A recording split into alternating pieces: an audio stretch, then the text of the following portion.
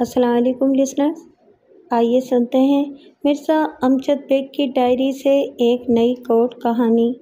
تو آئیے شروع کرتے ہیں۔ بددیانتی کرنے والا اگر سرخ روئی بھی چاہے تو اس سے بڑا مذاق اور کیا ہو سکتا ہے۔ اپنے ہونے کا احساس دلانے والے جب غیروں سے بدتر سلوک کریں اور خوشیوں کی جگہ غم کے سودے کریں تو زندگی ایسے ہی آزمائشوں سے گزرتی ہے، اور کچھ لوگ تو اپنی زندگی سے ہی گزر جاتے ہیں۔ مجھ سے پہلے یہ کیس کسی دوسرے وکیل صاحب کے پاس تھا، لیکن کم و بیش 8 ماہ گزر جانے کے باوجود بھی کوئی قابل ذکر کارروائی نہیں ہو پائی تھی۔ پھر میرے ایک دیرینہ شناسہ کے توسط سے یہ معاملہ مجھ تک پہنچ گیا۔ تفصیلات سننے کے بعد مجھے اس کیس میں کافی دلچسپی محسوس ہوئی اور میں نے اپنے شناسہ کی خواہش کے پیش نظر یہ کیس اپنے ہاتھ میں لے لیا۔ میرے موکل پر ڈیڑھے قتل کا الزام تھا۔ آپ یقیناً سوچ رہے ہوں گے کہ ڈیڑھا قتل کیا ہوتا ہے۔ آپ ایسا سوچنے میں حق بجانب ہیں۔ یہ اصطلاح میں نے نظریہ ضرورت اور تقاضائے حالات کی روشنی میں وضع کی ہے۔ آپ نے اکیلے، دوہرے اور اجتماعی قتل وغیرہ کے بارے میں سن رکھا ہوگا۔ آج ڈیڑھے قتل کا احوال بھی پڑھ لیں۔ یہ قتل ڈیڑھا کم اور ٹیڑھا زیادہ تھا۔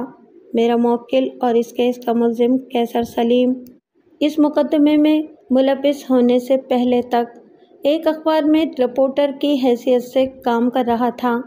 اخبار کا مالک طفیل ہاشمی اس پر خاصا مہربان تھا، لیکن اس واقعے کے نتائج سامنے آنے کے بعد اس نے میرے موکل پر سے ہاتھ اٹھا لیا تھا۔ اس ڈیڑھے قتل کے مقدمے نے طفیل ہاشمی کو میرے موکل کی طرف سے بدگمان کر دیا تھا، اسی لیے وہ قیصر سلیم کے معاملے سے لاتعلق ہو گیا تھا، ورنہ کسی صحافی کو اپنے کسی ذاتی مقدمے کے لیے ایسا بے یار و مددگار نہیں ہونا پڑتا۔ قبل اس کے کہ آپ کا صبر احتجاج پر مجبور ہو جائے، میں آپ کو بتاتا چلوں کہ میرے موکل قیصر سلیم پر اپنی نوبہتہ بیوی نورین کو قتل کرنے اور نورین کے آشنا کامران مراد کے قتل میں ملوث ہونے کے الزام میں عین اس وقت گرفتار کیا گیا تھا جب اس کی شادی کو ابھی چند گھنٹے ہی ہوئے تھے۔ قیصر سلیم اور نورین کی شادی طارق روڈ کے نزدیک واقع ایک مقامی ہوٹل میں انجام پائی تھی، اور شب زفاف کے لیے اسی ہوٹل کا ایک کمرہ بک کیا گیا تھا۔ مگر منتوں اور مرادوں والی اس رات کی صبح بڑی بھیانک اور قیامت خیز تھی۔ عروسی جوڑے میں ملبوس نورین کمرے کے بیڈ پر مردہ پائی گئی تھی، اور اس کی موت بازبانِ خاموشی قیصر سلیم کی جانب اشارہ کر رہی تھی۔ جیسا کہ میں نے شروع میں بتایا، میں نے اس کیس میں بعد میں ہاتھ ڈالا تھا۔ آپ جانتے ہیں، جب تک میں مطمئن نہ ہو جاؤں کسی کیس کو قبول نہیں کرتا۔ وکیل صفائی کی حیثیت سے اگر میں خود ہی اپنے موکل کی بے گناہی کے حوالے سے پر یقین نہیں ہوں گا تو اسے عدالت سے انصاف دلانے کے لیے کیا خاک کوشش کروں گا۔ قیصر سلیم کا کیس اسٹڈی کرنے کے لیے مجھے اچھا خاصا وقت مل گیا تھا، لہٰذا آئندہ پیشی سے پہلے میں نے اپنا ہوم ورک مکمل کر لیا تھا۔ اس ہوم ورک میں اپنے موکل سے 3 ملاقاتوں کے علاوہ کیس کے مختلف زاویوں پر بھاگ دوڑ بھی شامل تھی۔ یہ ڈیڑھا ٹیڑھا کیس میرے لیے کسی چیلنج سے کم نہیں تھا، سو میں نے بڑے اعتماد کے ساتھ یہ چیلنج قبول کر لیا تھا۔ عدالتی کارروائی کا آغاز ہوا تو میں نے جج کی طرف دیکھتے ہوئے مؤدبانہ انداز میں کہا، جناب عالی، اس کیس کو عدالت میں لگے 8 ماہ سے زیادہ کا عرصہ ہو گیا ہے، مگر ابھی تک کوئی قابل ذکر پیش رفت نہیں ہوئی۔ میں نے چند روز پہلے ہی یہ کیس لیا ہے۔ میں چاہوں گا کہ لمبی تاریخوں سے گریز کرتے ہوئے اس کیس کو جلد از جلد نمٹا دیا جائے۔ بیگ صاحب، آپ خاصے پرانے اور تجربہ کار وکیل ہیں، جج نے ٹھہرے ہوئے لہجے میں کہا۔ آپ کو اچھی طرح معلوم ہے کہ سیشن کورٹ کی ہر عدالت میں ایک ہی وقت میں درجنوں کیس لگے ہوتے ہیں۔ عدالت کی خواہش اور کوشش تو یہی ہوتی ہے کہ اس دباؤ کو کم سے کم کیا جائے، مگر یہ وکلا برادری کے تعاون کے بغیر ممکن نہیں ہے۔ یور آنر، میں ہر قسم کے تعاون کے لیے تیار ہوں، میں نے بڑے اعتماد سے کہا، پھر وکیل استغاثہ کی طرف دیکھتے ہوئے ان الفاظ میں اضافہ کر دیا، میرے فاضل دوست، आप بھی یقیناً یہی چاہیں گے؟ وکیل استغاثہ نے اس بات میں گردن ہلانے پر اتفاق کیا۔ میرا موکل اس وقت جوڈیشل ریمانڈ پر تھا۔ میں نے گزشتہ دنوں جیل جا کر اس سے بھرپور ملاقاتیں کی تھیں، جس کے نتیجے میں یہی سمجھ پایا تھا کہ ایک سوچی سمجھی اور گہری سازش کے تحت اسے اس کیس میں گھسیٹا گیا تھا۔ قیصر سلیم نے اس کیس سے جڑے ہوئے تمام افراد کے بارے میں مجھے تفصیل سے بتا دیا تھا۔ اسی تناظر میں میں نے اسے گراں قدر مشورے دیے تھے، جس کے بعد وہ خاصا پر امید نظر آنے لگا تھا۔ میں نے اپنی پاور یعنی کہ وکالت نامے کے ساتھ ہی ملزم کی درخواست ضمانت بھی دائر کر دی تھی، لیکن جیسا کہ میں پہلے بھی کئی بار بتا چکا ہوں کہ قتل کی ملزم کی ضمانت جوئے شیر لانے کے مترادف ہوتی ہے۔ چنانچہ مجھے اپنے مقصد میں کامیابی حاصل نہ ہو سکی۔ ملزم کا بیان ریکارڈ ہو چکا تھا، لیکن ابھی تک جرح کا باقاعدہ سلسلہ شروع نہیں ہوا تھا۔ مجھے سرگرم عمل دیکھا تو وکیل استغاثہ نے جج کی طرف دیکھتے ہوئے کہا، جناب عالی، میرے فاضل دوست نے یہ کیس ابھی اپنے ہاتھ میں لیا ہے، لہٰذا میں ملزم سے سوالات کرنا چاہوں گا تاکہ ایک ترتیب سے معاملات آگے بڑھ سکیں۔ پرمیشن گرانٹڈ، جج نے گہری سنجیدگی سے کہا۔ وکیل استغاثہ ایکیوز باکس کے نزدیک چلا گیا۔ پھر اس نے ملزم قیصر سلیم کے چہرے پر نگاہ جما کر اپنی جرح کا آغاز کر دیا۔ تم کتنے عرصے سے اخبار کی نوکری کر رہے تھے؟ لگ بھگ 5 سال سے، ملزم نے جواب دیا۔ شادی سے پہلے تمہاری رہائش کراچی کے کس علاقے میں تھی؟ وکیل استغاثہ نے پوچھا۔ کینٹ بازار ڈرک روڈ، ملزم نے بتایا۔ وہاں ایک ہوٹل کے بالائی حصے میں نے ایک کمرہ کرائے پر لے رکھا تھا، لیکن شادی کے بعد میں نے محمود آباد میں شفٹ ہونے کا پروگرام بنایا ہوا تھا، اور اس حوالے سے ہمارے ایڈیٹر قاضی جمیل صاحب نے اپنے گھر کے نزدیک مجھے ایک چھوٹا سا مکان بھی کرائے پر دلوا دیا تھا۔ شادی کے اگلے روز مجھے اپنی بیوی کے ساتھ اس مکان میں ایک نئی زندگی کی شروعات کرنا تھی، لیکن اس سے پہلے ہی، ملزم بجھے ہوئے لہجے کے ساتھ رکا تو وکیل استغاثہ نے طنزیہ انداز میں کہا، لیکن اس سے پہلے ہی پولیس نے تمہیں سرکاری مہمان بنا لیا۔ اب تم جیل میں ہو، یعنی بڑے سرکاری گھر میں۔ وکیل استغاثہ کی اس زہریلی چوٹ پر ملزم نے شکایت بھری نظر سے اسے دیکھا، مگر منہ سے کچھ نہیں کہا۔ کیا تم شروع ہی سے کراچی کے رہنے والے ہو؟ نہیں، میرا تعلق نواب شاہ سے ہے، ملزم نے جواب دیا۔ مطلب تم مقامی نہیں ہو؟ میں سمجھا نہیں وکیل صاحب، ملزم نے سوالیہ نظر سے وکیل استغاثہ کی طرف دیکھا۔ میں نے پچھلے دنوں جیل جا کر قیصر سلیم سے جو 3 اہم ملاقاتیں کی تھیں، ان میں نے اسے عدالت کے اندر وکیل مخالف کا سامنا کرنے اور اعتماد کے ساتھ ہر سوال کا جواب دینے کے گر بتلا دیے تھے، اور اس وقت وہ میری توقعات پر پورا اتر رہا تھا۔ میں یہ پوچھنا چاہ رہا ہوں کہ تم اندرون سندھ سے آ کر کراچی میں آباد ہوئے ہو؟ وکیل استغاثہ وضاحت کرتے ہوئے بولا، تم ہمیشہ سے کراچی کے رہنے والے نہیں ہو۔ وکیل صاحب، یہ اندرون سندھ اور بیرون سندھ کیا ہوتا ہے؟ ملزم نے خفگی بھرے مگر باادب لہجے میں جواب دیا۔ میرے پاس جو شناختی کارڈ ہے، اس کے مطابق میں پاکستان کا شہری ہوں، سو بنیادی طور پر میں کراچوی ہوں اور نہ ہی سندھی۔ مجھے اپنے پاکستانی ہونے پر فخر ہے۔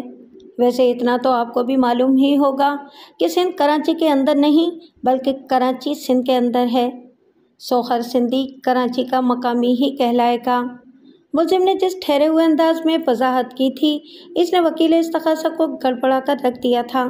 لمحاتی تذبذب کے بعد اس نے جرح کے سلسلے کو آگے بڑھاتے ہوئے کہا، کیا یہ سچ ہے کہ اخبار کے مالک طفیل ہاشمی صاحب اس واقعے سے پہلے تم پر بڑے مہربان ہوا کرتے تھے؟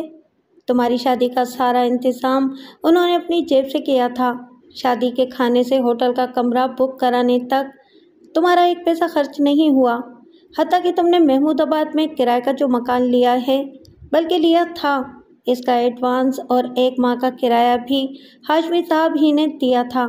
اس نے ڈرامائی انداز میں توقف کیا اور پھر چپتے ہوئے لہجے میں استفسار کیا، پھر کیا وجہ ہے کہ تمہارے گرفتار ہوتے ہی ہاشمی صاحب نے تمہارا ساتھ چھوڑ دیا تھا؟ وہ ایک بار بھی عدالت میں یا جیل میں تم سے ملنے نہیں آئے، इन्हें इस बात की कतन कोई परवाह नहीं कि तुम किस हाल में हो।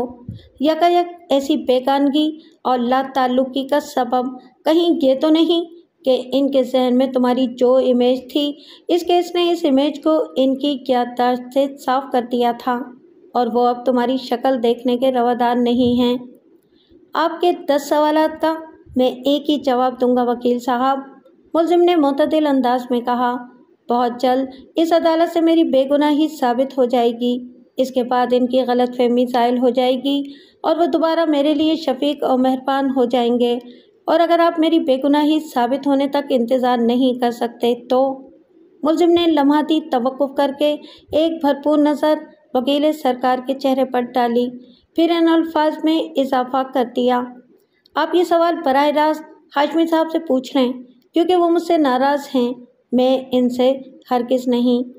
अमूमन एक्यूज़ बॉक्स में खड़े मुलजिम से ऐसी जुर्रत की तवक्को नहीं की जाती जिसका मुजाहरा मेरा मुवक्किल कर रहा था, और इसकी बुनियादी वजह यह थी कि मैंने अच्छे से इसकी तैयारी कराई थी।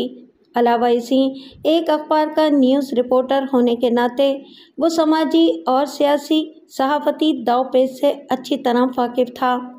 इसकी तालीम ज़्यादा नहीं थी, इसने कॉमर्स में इंटर कर रखा था, ताहम बहुत ज़्यादा सोशल होने की वजह से वो खासा पुरएतमाद और तजुर्बेकार हो चुका था। मुझे इस पर ज़्यादा मेहनत नहीं करना पड़ी थी। क्या तुम इस बात से इनकार करोगे कि तुम्हारे एक कुलीग ने तुम्हें इस शादी से मना किया था? नहीं, मुलजिम ने दो टोक लहजे में जवाब दिया। ये सच है कि डेस्क पर काम करने वाले मेरे रफ़ीक़े कार इम्तियाज़ हुसैन ने मुझ पर जोर दिया था कि मैं नौरीन से शादी ना करूं, मगर मैंने इसकी फजूल नसीहत को एक कान से सुनकर दूसरे कान से निकाल दिया था। क्या तुम मुअज़्ज़िज़ अदालत को बताओगे कि इम्तियाज़ हुसैन ने तुम्हें कौन सी नसीहत की थी? वकील इस्तग़ासा ने कड़े लहजे में पूछा। और तुमने इसके कीमती मशवरे को फजूल क्यों कहा है? इम्तियाज़ ने नौरीन के हवाले से बड़ी गंदी बातें की थीं, मुलजिम ने बुरा सा मुँह बनाते हुए जवाब दिया, और मैंने इसे शटअप कॉल दे दी थी क्योंकि मैं जानता था कि वो खुद नौरीन में दिलचस्पी रखता है और इसीलिए वो इसकी तरफ से मुझे बदज़न करने की कोशिश में था। लेकिन बाद में इम्तियाज़ हुसैन का कहा सच साबित हुआ। वकील इस्तग़ासा ने मायनाखेज़ अंदाज में कहा, शादी की पहली रात ही नौरीन की बदकिरदारी का सबूत तुम्हारे हाथ लग गया और तुमने तेश में आकर अपनी 9 बेहदब बीवी को मौत के घाट उतार दिया। आप गलत कह रहे हैं वकील साहब, मुलजिम ने नीम एहतजाजी लहजे में कहा। नौरीन की मौत में मेरा कोई हाथ नहीं।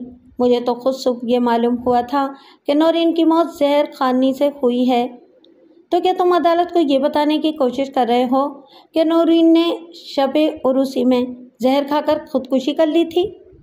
नहीं, मुलजिम ने पूरी कतईयत से नफ़ी में गर्दन हिलाते हुए ठोस अंदाज में जवाब दिया। वो मेरे साथ शादी करके बहुत खुश थी। कोई नई नवेली दुल्हन सुहाग रात में अपनी जान क्यों कर ले सकती है? नौरीन को बाकायदा कत्ल किया गया है और वो भी मुझे बेहोश करने के बाद। ये एक सोची समझी साजिश का नतीजा है। ठीक है, अगर तुम अपनी गर्दन बचाने के लिए नौरीन की मौत को किसी दूसरे की साजिश का नतीजा कह रहे हो तो इस मामले की हकीकत भी जान लेते हैं। वकील इस्तग़ासा ने मानदाना नज़र से मुलजिम को घूरते हुए कहा, फिर जज की तरफ देखते हुए इन अल्फाज में इजाफा कर दिया, योर ऑनर, मैं इस केस के तफ्तीशी अफसर से चंद सवालात करना चाहूँगा। परमिशन ग्रांटेड, जज ने ठहरे हुए लहजे में इजाज़त दे दी। किसी भी केस में इंक्वायरी ऑफिसर की हैसियत इस्तग़ासा के एक गवाह सी होती है और हर पेशी पर इसे अदालत में हाजिर रहना पड़ता है। ज़ेर समाअत केस के इंक्वायरी ऑफिसर का नाम जुनैद खान था और वह रैंक के एतबार से एक सब इंस्पेक्टर था। जज की इजाज़त के बाद आईओ विटनेस स्टैंड पर आकर खड़ा हो गया। वकील इस्तग़ासा इसके नज़दीक चला गया और मुतदिल अंदाज में कहा, सब इंस्पेक्टर साहब, जाए वक़ुआ आपके थाने से बहुत करीब है। मुअज़्ज़िज़ अदालत आपकी ज़बानी ये जानना चाहती है कि वक़ुआ के रोज़ आपने इस होटल के कमरे में क्या देखा था? हमारे थाने के रोज़नामचे के मुताबिक 11 अगस्त की सुबह लगभग 9 बजे मज़कूरा होटल के मैनेजर इरशाद हुसैन ने फ़ोन पर इस अफसोसनाक वाक़ये के बारे में इत्तला दी थी। इंक्वायरी ऑफिसर ने ठहरे हुए अंदाज में बताना शुरू किया, واقعات کے مطابق ایک نیا شادی شدہ جوڑا اپنی ازدواجی زندگی کی پہلی رات گزارنے کے لیے اس ہوٹل میں ٹھہرا ہوا تھا۔ ان کی شادی اور ڈنر وغیرہ کی تقریب اسی ہوٹل میں ہوئی تھی اور مہمانوں کے رخصت ہو جانے کے بعد وہ نو بیاہتا جوڑا اپنے کمرے میں چلا گیا تھا، جو ہوٹل کے فرسٹ فلور پر واقع تھا۔ اگلی صبح جب چند لوگ اس جوڑے کے لیے ناشتہ وغیرہ لے کر ہوٹل پہنچے تو کمرہ نمبر 103 کا دروازہ لاک ملا۔ ان لوگوں نے 3-4 مرتبہ دروازے پر پہلے ہلکے اور بعد میں زور سے دستک دی، لیکن اندر سے کسی قسم کا کوئی رد عمل ظاہر نہیں ہوا۔ اس صورتحال نے ناشتہ لے کر آنے والوں کے ساتھ ہی اس ہوٹل کے عملے خصوصاً مینیجر کو گہری تشویش میں مبتلا کر دیا تھا۔ ان لوگوں نے محض دستک پر ہی اکتفا نہیں کیا تھا بلکہ روم سروس والے انٹرکام پر بھی متعدد بار کمرے کے اندر موجود اس نو بیاہتا جوڑے سے رابطہ کرنے کی کوشش کی تھی۔ بالآخر مینیجر نے تھانے فون کر کے پولیس کو فوراً ہوٹل پہنچنے کے لیے کہہ دیا۔ جب آپ اپنے ساتھیوں کے ہمراہ جائے وقوع پر پہنچے تو آپ نے وہاں کیا دیکھا؟ وکیل استغاثہ نے سوال کیا۔ کیا اس وقت تک مذکورہ کمرے کا دروازہ کھول دیا گیا تھا؟ نہیں جناب، کمرے کے اندر داخل ہونے کے لیے ہمیں دروازے کا لاک توڑنا پڑا تھا، آئیو نے جواب دیا۔ جب میں نے کمرے کے اندر قدم رکھا تو میں نے مقتولہ نورین کو عروسی جوڑے میں بیڈ پر پڑے دیکھا تھا۔ اس کی ناک اور بند ہونٹوں کے گوشوں سے خون نکل کر جم چکا تھا اور چہرے کا رنگ بھی ہلکا نیلا ہو رہا تھا۔ بادیو نظر میں مجھے اندازہ ہو گیا کہ اب اس چند گھنٹوں کی دلہن کو زندوں میں شمار نہیں کیا جا سکتا۔ میرے اندازے کے مطابق اسے سریع الاثر زہر دے کر فنا کے گھاٹ اتار دیا گیا تھا۔ بعد ازاں پوسٹ مارٹم رپورٹ نے میرے اس اندازے کی تصدیق کر دی تھی۔ اور ملزم کا کیا بنا؟ وکیل استغاثہ نے معنی خیز انداز میں استفسار کیا۔ کیا وہ بھی کمرے کے اندر موجود تھا یا آپ نے اسے کہیں اور سے گرفتار کیا تھا؟ ملزم ہمیں ہوٹل کے اسی کمرے سے ملا تھا، تفتیشی افسر نے معتدل انداز میں جواب دیا، مگر بے ہوشی کی حالت میں۔ یہ بیڈ کے پہلو میں بچھے صوفے پر گہری نیند سو رہا تھا۔ ہم نے اس کے منہ پر پانی کے متعدد چھپاکے مار کر اسے جگایا اور اس سے اس کی بیوی کی موت کے بارے میں دریافت کیا۔ یہ اس حوالے سے کچھ نہیں جانتا تھا، بس اسے اتنا یاد تھا کہ اس نے روم سروس پر فون کر کے اپنے اور اپنی بیوی کے لیے 2 گلاس نیم گرم دودھ منگوایا تھا۔ ان دونوں نے ایک ساتھ دودھ پیا تھا اور پھر سونے کے لیے بستر پر چلے گئے تھے۔ اس کے بعد کیا ہوا؟ ملزم کے بیان کے مطابق اسے کچھ معلوم نہیں۔ وہ تو یہ بھی نہیں جانتا تھا کہ بستر سے صوفے پر کیسے پہنچا۔ اس کے بعد آپ کی ٹیم نے کیا کیا؟ ہم نے سب سے پہلے تو دودھ والے ان 2 گلاسوں پر قبضہ کیا جن کے بارے میں ملزم نے ہمیں بتایا تھا، انکوائری آفیسر نے جواب دیا۔ مذکورہ گلاس ابھی تک ڈریسنگ ٹیبل پر رکھے ہوئے تھے اور ان کے اندر 1-1.5 گھونٹ بھی باقی تھا۔ باقی ماندہ دودھ کی یہ قلیل مقدار ہمارے لیے بہت سود مند ثابت ہوئی۔ میں نے فوراً فرانسک والوں کو جائے وقوع پر بلا لیا۔ انہوں نے کمرے کے مختلف حصوں سے فنگر پرنٹس اٹھائے جن میں زیادہ تر انہی دونوں میاں بیوی کی انگلیوں کے نشانات تھے۔ فرانسک ٹیم کی خصوصی توجہ کا مرکز دودھ والے 2 گلاس تھے جن میں سے ایک پر ملزم کے فنگر پرنٹس پائے گئے تھے اور دوسرے گلاس پر دونوں میاں بیوی کی انگلیوں کے نشانات موجود تھے۔ میں نے بصد احتیاط مذکورہ دونوں گلاسوں کو لیبارٹری ٹیسٹ کے لیے سرکاری اسپتال بھجوانے کے بعد ہوٹل کے کمرے کی تلاشی لی اور 2 اہم چیزیں میرے ہاتھ لگ گئیں۔ آئیو آفیسر نے ڈرامائی انداز میں توقف کیا تو وکیل استغاثہ نے تیز لہجے میں سوال کیا، کون سی 2 چیزیں؟ نمبر 1، ملزم کے بیگ میں سے ہمیں ایک لفافے کے اندر رکھی ہوئی چند شرمناک تصاویر ملی تھیں، آئیو نے سپاٹ آواز میں بتایا، اور نمبر 2، ڈبل بیڈ کی پائنتی والی سائڈ پر میٹرس کے نیچے سے ہمیں ایک پسٹل ملا تھا جس کے کلپ کی 3 گولیاں چلی ہوئی تھیں۔ میں نے مقتولہ کی لاش کے ساتھ ہی اس .36 کیلیبر کی گن کو بھی سرکاری اسپتال بھجوا دیا۔ بعد ازاں میں نے ہوٹل کے اسٹاف سے پوچھ تاچھ کی تھی جس کا خلاصہ کچھ اس طرح ہے۔ وہ سانس ہموار کرنے کی غرض سے تھما اور پھر ان الفاظ میں اضافہ کر دیا۔ ہوٹل کا کمرہ طفیل ہاشمی نامی ایک شخص نے اپنے اسٹاف کے 2 افراد کے لیے بک کرایا تھا۔ طفیل ہاشمی ایک اخبار کا مالک تھا اور وہ دونوں نئے شادی شدہ میاں بیوی اس کے اخبار میں کام کرتے تھے۔ اس شادی کا سارا خرچہ بھی ہاشمی صاحب نے ہی اٹھایا تھا۔ گراؤنڈ فلور پر موجود عالیشان ڈائننگ ہال میں کم و بیش 100 افراد کے لیے ڈنر کا انتظام کیا گیا تھا۔ ملزم کا کوئی قریبی رشتہ دار نہیں تھا اور مقتولہ نورین کی طرف سے بھی چند افراد ہی نے اس شادی میں شرکت کی تھی۔ زیادہ تر لوگ اخبار کے اسٹاف کا حصہ تھے اور لگ بھگ 11 بجے تک مدعوین رخصت ہو گئے اور دولہا دلہن نے ہوٹل کے کمرہ نمبر 103 کا رخ کیا۔ 12 بجے کے آس پاس ملزم کے لیے کسی کا فون آیا۔ کال کرنے والے نے اپنا نام عبدالرحمن بتایا تھا اور یہ بھی کہا کہ وہ ملزم کا کوئی پرانا دوست ہے جو باوجود اس شادی میں شرکت نہیں کر سکا۔ ہوٹل والوں نے ملزم سے پوچھنے کے بعد کال کو اس کے کمرے میں ٹرانسفر کر دیا تھا۔ ان کے بیچ بمشکل 5 منٹ بات ہوئی ہوگی، پھر ملزم ہوٹل سے باہر چلا گیا۔ اس کی واپسی لگ بھگ 15 منٹ کے بعد ہوئی۔ وہ اپنے کمرے میں پہنچا اور روم سروس کے ذریعے اپنے لیے 2 نیم گرم دودھ کے گلاس کا آرڈر کر دیا۔ اس کے بعد کوئی خاص واقعہ پیش نہیں آیا۔ اگلی صبح جو کچھ بھی ہوا وہ میں موجود عدالت کو بتا چکا ہوں۔ ایک آخری سوال، وکیل استغاثہ نے معتدل انداز میں کہا۔ پوسٹ مارٹم رپورٹ اس کیس کی فائل میں لگی ہوئی ہے اور میں نے باریک بینی سے اس کا مطالبہ کیا ہے، لیکن میرے فاضل دوست، لمحاتی توقف کر کے اس نے میری جانب اشارہ کیا اور اپنی بات مکمل کر دی۔ انہوں نے چند روز پہلے ہی اس کیس کو اپنے ہاتھ میں لیا ہے۔ آپ انہیں اپڈیٹ کرنے کے لیے ذرا اس رپورٹ کا ذکر کر دیں تو بڑی مہربانی ہوگی سب انسپکٹر صاحب۔ اس کی ضرورت نہیں ہے وکیل صاحب، وکیل استغاثہ کے ترحم آمیز انداز کے جواب میں نے کلا بکلا کہا۔ میں نے آپ سے کہیں زیادہ توجہ کے ساتھ ان رپورٹس کو پڑھا ہے۔ ہاں، البتہ آپ خود کو اپ گریڈ کرنا چاہتے ہیں تو میں آپ کی یہ خواہش پوری کر دیتا ہوں۔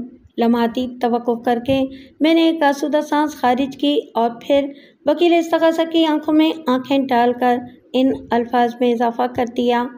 پوسٹ مارٹم رپورٹ کے مطابق مقتولہ نورین کی موت 10 اور 11 اگست کی درمیانی رات 12 بجے سے 2 بجے کے درمیان واقع ہوئی تھی اور اس کی موت کا سبب وہ سریع الاثر زہر تھا جو نیم گرم دودھ کے ساتھ اس کے معدے میں اتر گیا تھا۔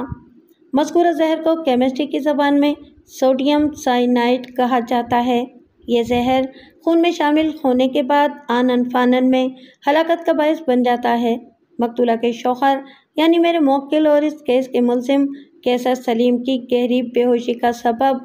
میں نے دانستہ توقف کیا اور پھر ایک طویل سانس چھوڑنے کے بعد اپنی بات کو آگے بڑھا دیا۔ ملزم کی بے ہوشی کی وجہ ایک نارکوٹک ڈرگ ہے جس کو کیمسٹری کی زبان میں پینٹازوسائن کہا جاتا ہے۔ یہ کیمیکل ہر میڈیکل اسٹور پر سوسیگان کے نام سے انجیکشن اور گولیوں کی شکل میں بطور دوا موجود ہوتا ہے اور عموماً کسی مستند ڈاکٹر کے نسخے کے بغیر فروخت نہیں کیا جاتا۔ ڈاکٹر حضرات اس میڈیسن کو شدید ترین اور ناقابل برداشت تکلیف کو رفع کرنے کے لیے پین کلر کے طور پر استعمال کراتے ہیں۔ اگر اس میڈیسن کی زیادہ مقدار انسانی جسم میں چلی جائے تو اس پر انٹا غفیلی نیند طاری ہو جاتی ہے اور اس امکان کو نظر انداز نہیں کیا جا سکتا کہ گہری بے ہوشی میں اس بدبخت کی موت بھی واقع ہو جائے۔ میرے موکل کو بھی نیم گرم دودھ کے ذریعے پینٹازوسائن یعنی سوسیگان دیا گیا تھا۔ آپ ایک وکیل ہیں یا کوئی ڈاکٹر اور یا پھر کوئی کیمسٹ؟ وکیل استغاثہ نے بے ساختہ کہا۔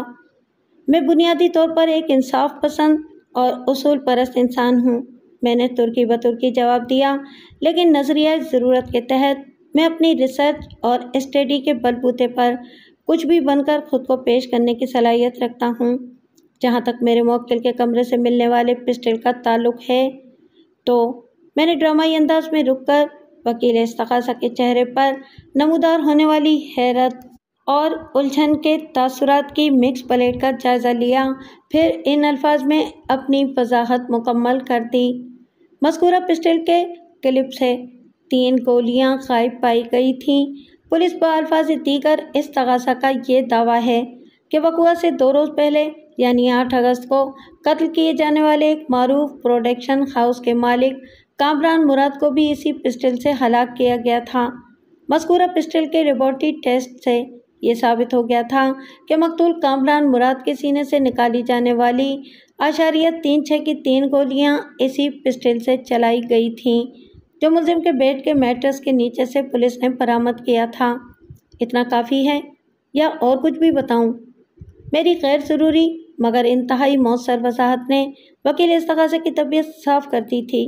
اس نے میرے استفسار کا جواب دینے کے بجائے جج کی طرف دیکھتے ہوئے تقدر بھرے لہجے میں کہا، جناب عالی، مجھے تفتیشی افسر سے اور کچھ نہیں پوچھنا، لیکن مجھے تو پوچھنا ہے۔ میں نے روئے سخن جج کی جانب موڑتے ہوئے بآواز بلند کہا، کیونکہ میں تو اس کیس میں ابھی نیا وارد ہوا ہوں۔ آخری جملہ میں نے وکیل استغاثہ کو سلگانے کی غرض سے چپیک دیا تھا۔ اس نے زبان سے تو کچھ نہیں کہا، البتہ ماندانہ نظر سے مجھے گھور کر رہ گیا۔ میں اس کی تکلیف کو سمجھ سکتا تھا مگر اس سے انجوائے کرنے کے موڈ میں نہیں تھا، لہٰذا میں نے اسے یکسر نظر انداز کیا اور اس کیس کے انکوائری آفیسر کی جانب متوجہ ہو گیا۔ سب انسپکٹر جنید خان کی عمر 45 سے زیادہ تھی۔ وہ ایک میانہ قد اور دبلا پتلا پولیس آفیسر تھا۔ یونیفارم میں وہ خاصا اسمارٹ دکھائی دیتا تھا۔ اس کے سر کے سامنے والے بال رخصت پر جا چکے تھے۔ جنید خان کی آنکھوں میں ہوشیاری اور چالاکی کی چمک نمایاں تھی۔ خان صاحب، آپ ماشاءاللہ ایک ذہین اور مستعد پولیس آفیسر ہیں، میں نے اسے کھمبے پر چڑھاتے ہوئے گہری سنجیدگی سے کہا۔ آپ جیسے تجربے کار اور زیرک شخص سے میں ایسی غلطی بلکہ غلطیوں کی توقع نہیں کر رہا تھا۔ اگر مائنڈ نہ کریں تو آپ نے مجھے بہت مایوس کیا ہے۔ میں نے یہ جملے ایسے انداز میں ادا کیے تھے کہ وہ میری جذباتی پرفارمنس کے ٹرانس میں آ گیا۔ میری بات کے اختتام پر اس نے چونک کر مجھے دیکھا اور مضطرب لہجے میں پوچھا، وکیل صاحب، آپ میری کون سی غلطیوں کی نشاندہی کر رہے ہیں؟ غلطی نمبر 1، میں نے ڈرامائی انداز میں کہنا شروع کیا۔ آپ نے تھوڑی دیر پہلے معزز عدالت کو بتایا ہے کہ جب آپ 11 اگست کی صبح جائے واردات پر پہنچے تو آپ کو بیڈ روم کے اندرونی حصے تک رسائی حاصل کرنے کے لیے کمرے کے دروازے کا لاک توڑنا پڑا تھا، کیونکہ مسلسل طوفانی دستک اور روم سروس کالز کے باوجود بھی اندر سے کوئی رد عمل ظاہر نہیں ہو رہا تھا۔ میں غلط تو نہیں کہہ رہا خان صاحب؟ نہیں جناب، آپ بالکل ٹھیک کہہ رہے ہیں، آئیو نے جواب دیا۔ سب انسپکٹر صاحب، میں نے اس کے چہرے پر نگاہ جما کر کہا، میری معلومات کے مطابق اس دنیا کے ہر ملک کے ہر ہوٹل کے ہر کمرے کی ایک ڈپلیکیٹ چابی ہوٹل والوں کے پاس رکھی رہتی ہے تاکہ کسی ایمرجنسی کی صورت میں کمرے کا دروازہ کھول کر اندر کے احوال سے آگاہی حاصل کی جائے۔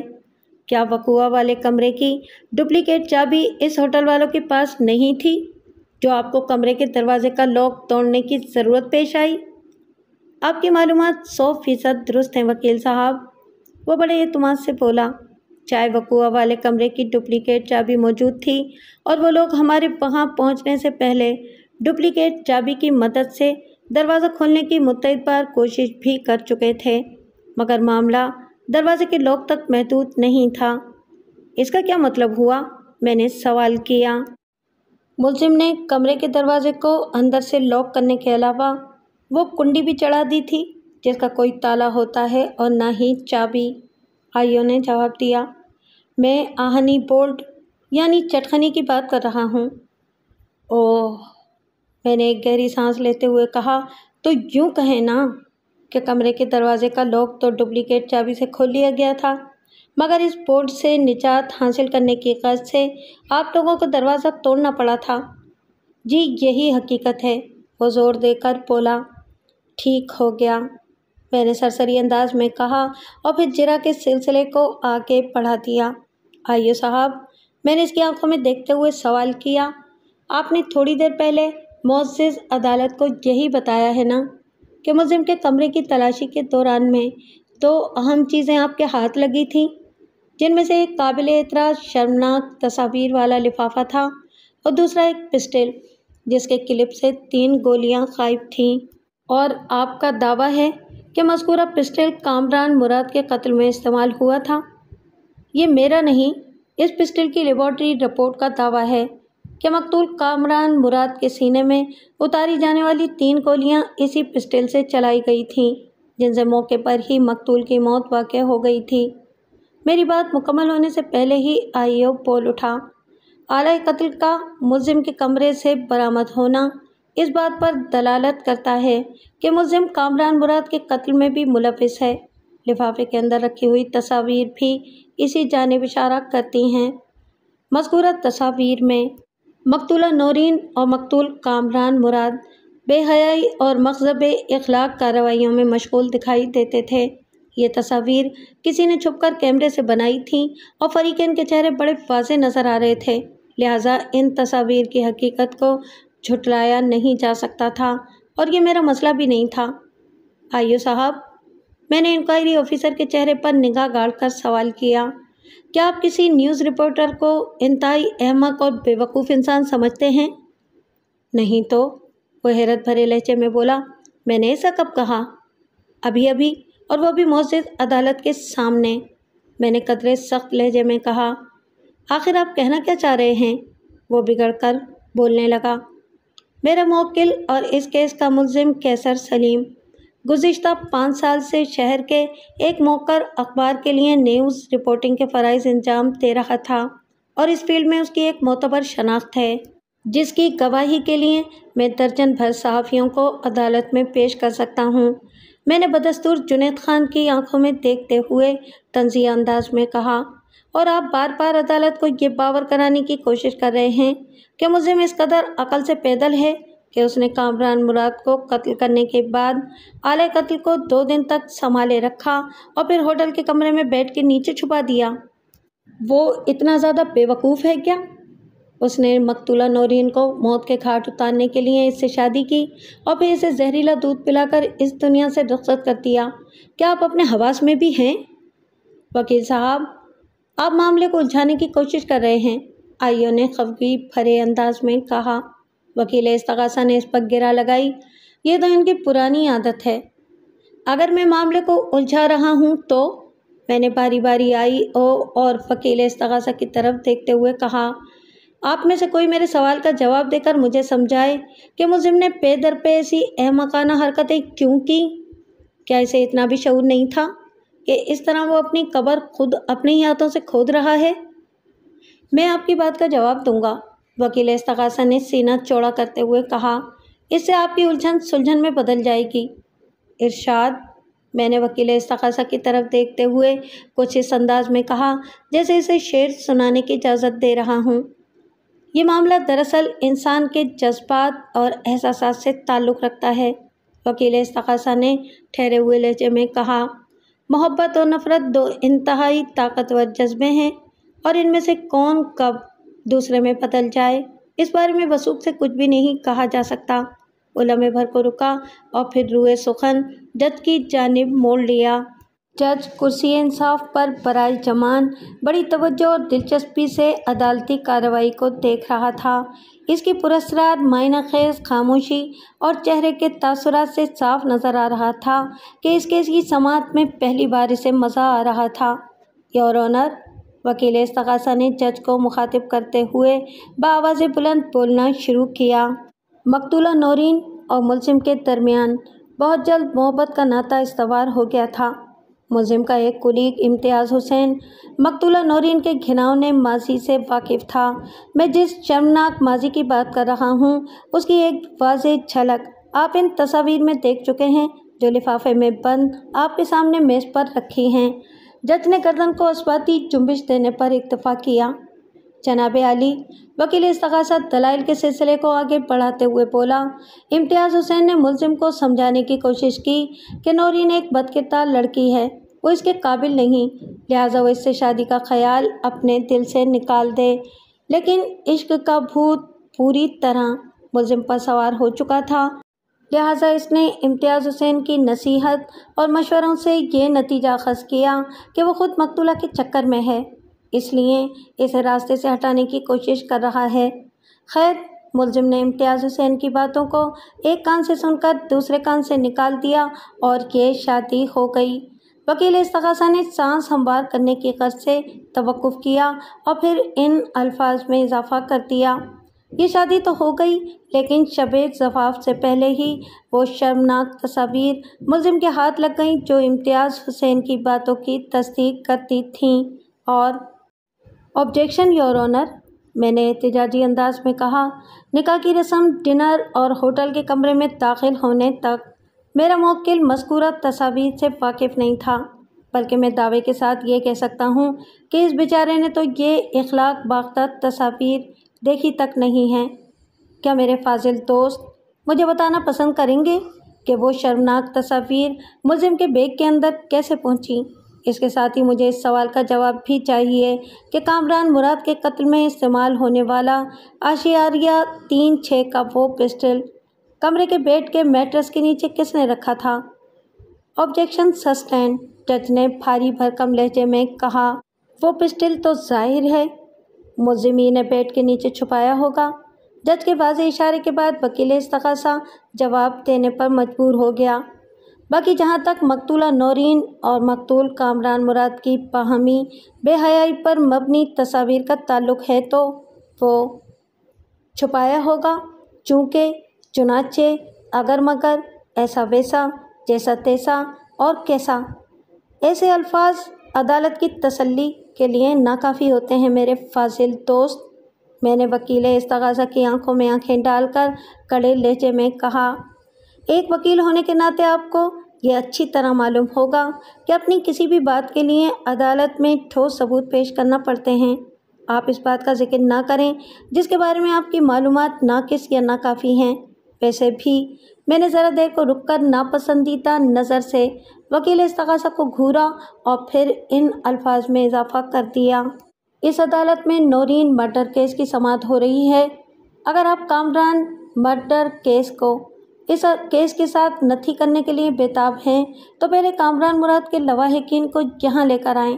آپ دو کیسز کو خلط ملط کر کے ڈیفینس اور معزز عدالت کو کنفیوز کرنے کی کوشش کر رہے ہیں۔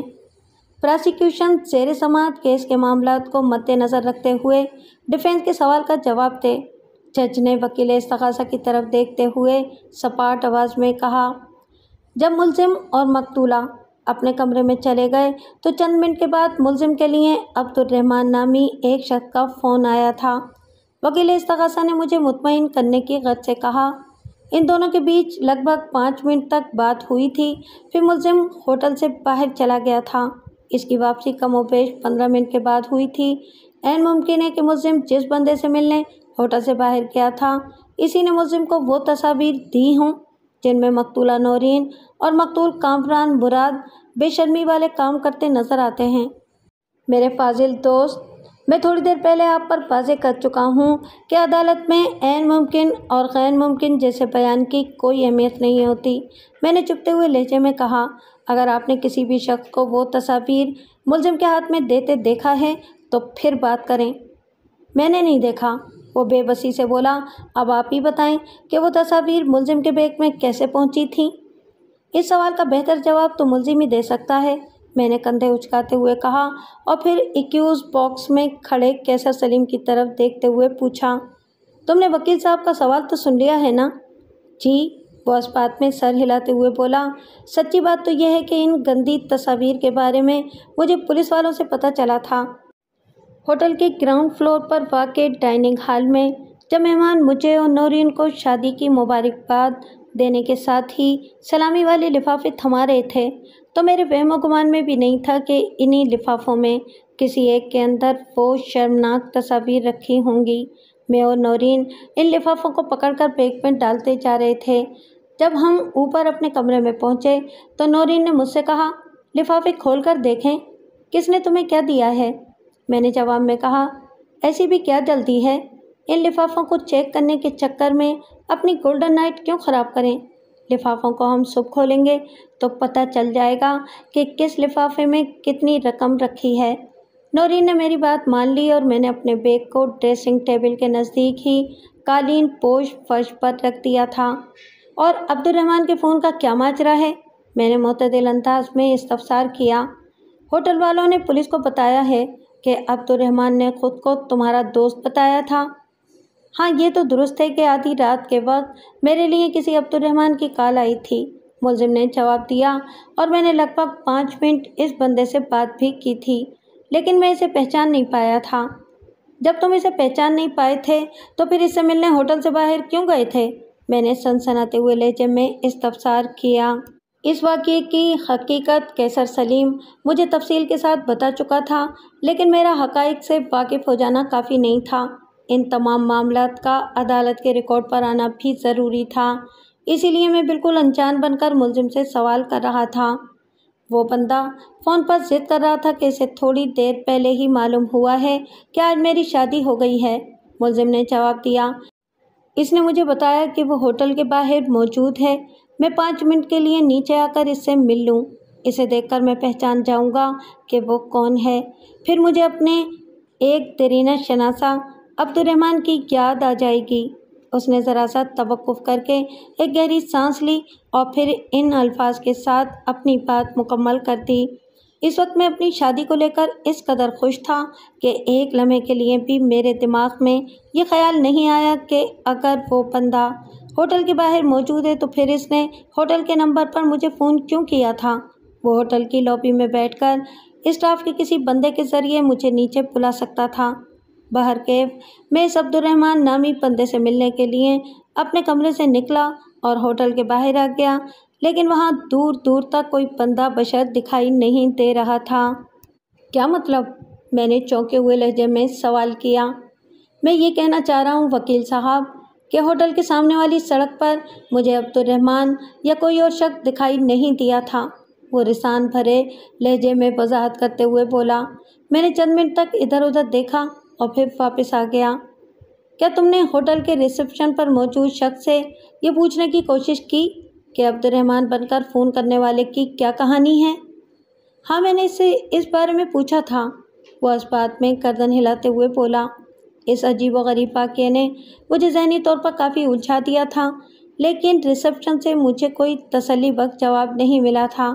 उन्होंने बस इतना कहा कि मेरे लिए किसी अब्दुर्रहमान की कॉल आई थी और मुझसे इजाज़त हासिल करने के बाद वो कॉल मेरे रूम में ट्रांसफ़र कर दी गई थी।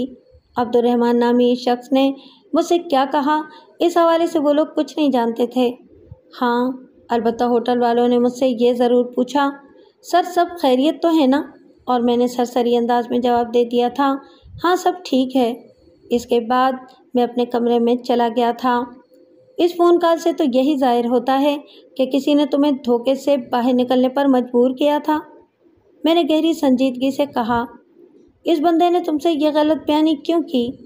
इस बारे में सरे दस्त तो कुछ भी नहीं कहा जा सकता। हाँ, आगे चलकर इस रात से ज़रूर पर्दा उठ जाएगा। बहरहाल ये तो साबित है कि अब्दुर्रहमान नामी वो बंदा अपने मकसद में कामयाब हो गया था। खैर, मैंने लम्हाती तवक्कुफ़ करके एक तवील सांस ली और फिर इन अल्फाज में इजाफ़ा कर दिया। इस नाखुशगवार तजुर्बे के बाद तुम अपने कमरे में आ गए और तुमने 2 गिलास नीम गर्म दूध का आर्डर कर दिया। फिर क्या हुआ? लगभग 10 मिनट के बाद रूम सर्विस ने हमारे कमरे में 2 गिलास गर्म दूध पहुंचा दिया था, मुलजिम ने बताया। मैंने एक गिलास उठाकर नौरीन को दिया और दूसरा खुद ले लिया। वो दूध बराए नाम गर्म था, लिहाजा हमने इसे घूट घूट पीने के बजाय एक ही सांस में अपने अंदर उतार लिया। दूध पीने के चंद मिनट बाद मुझे अपना सर भारी महसूस हुआ।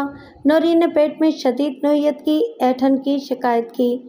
मैं जब तक इस वाहियात सूरत हाल को समझने की कोशिश करता, मेरे हवास जवाब दे चुके थे।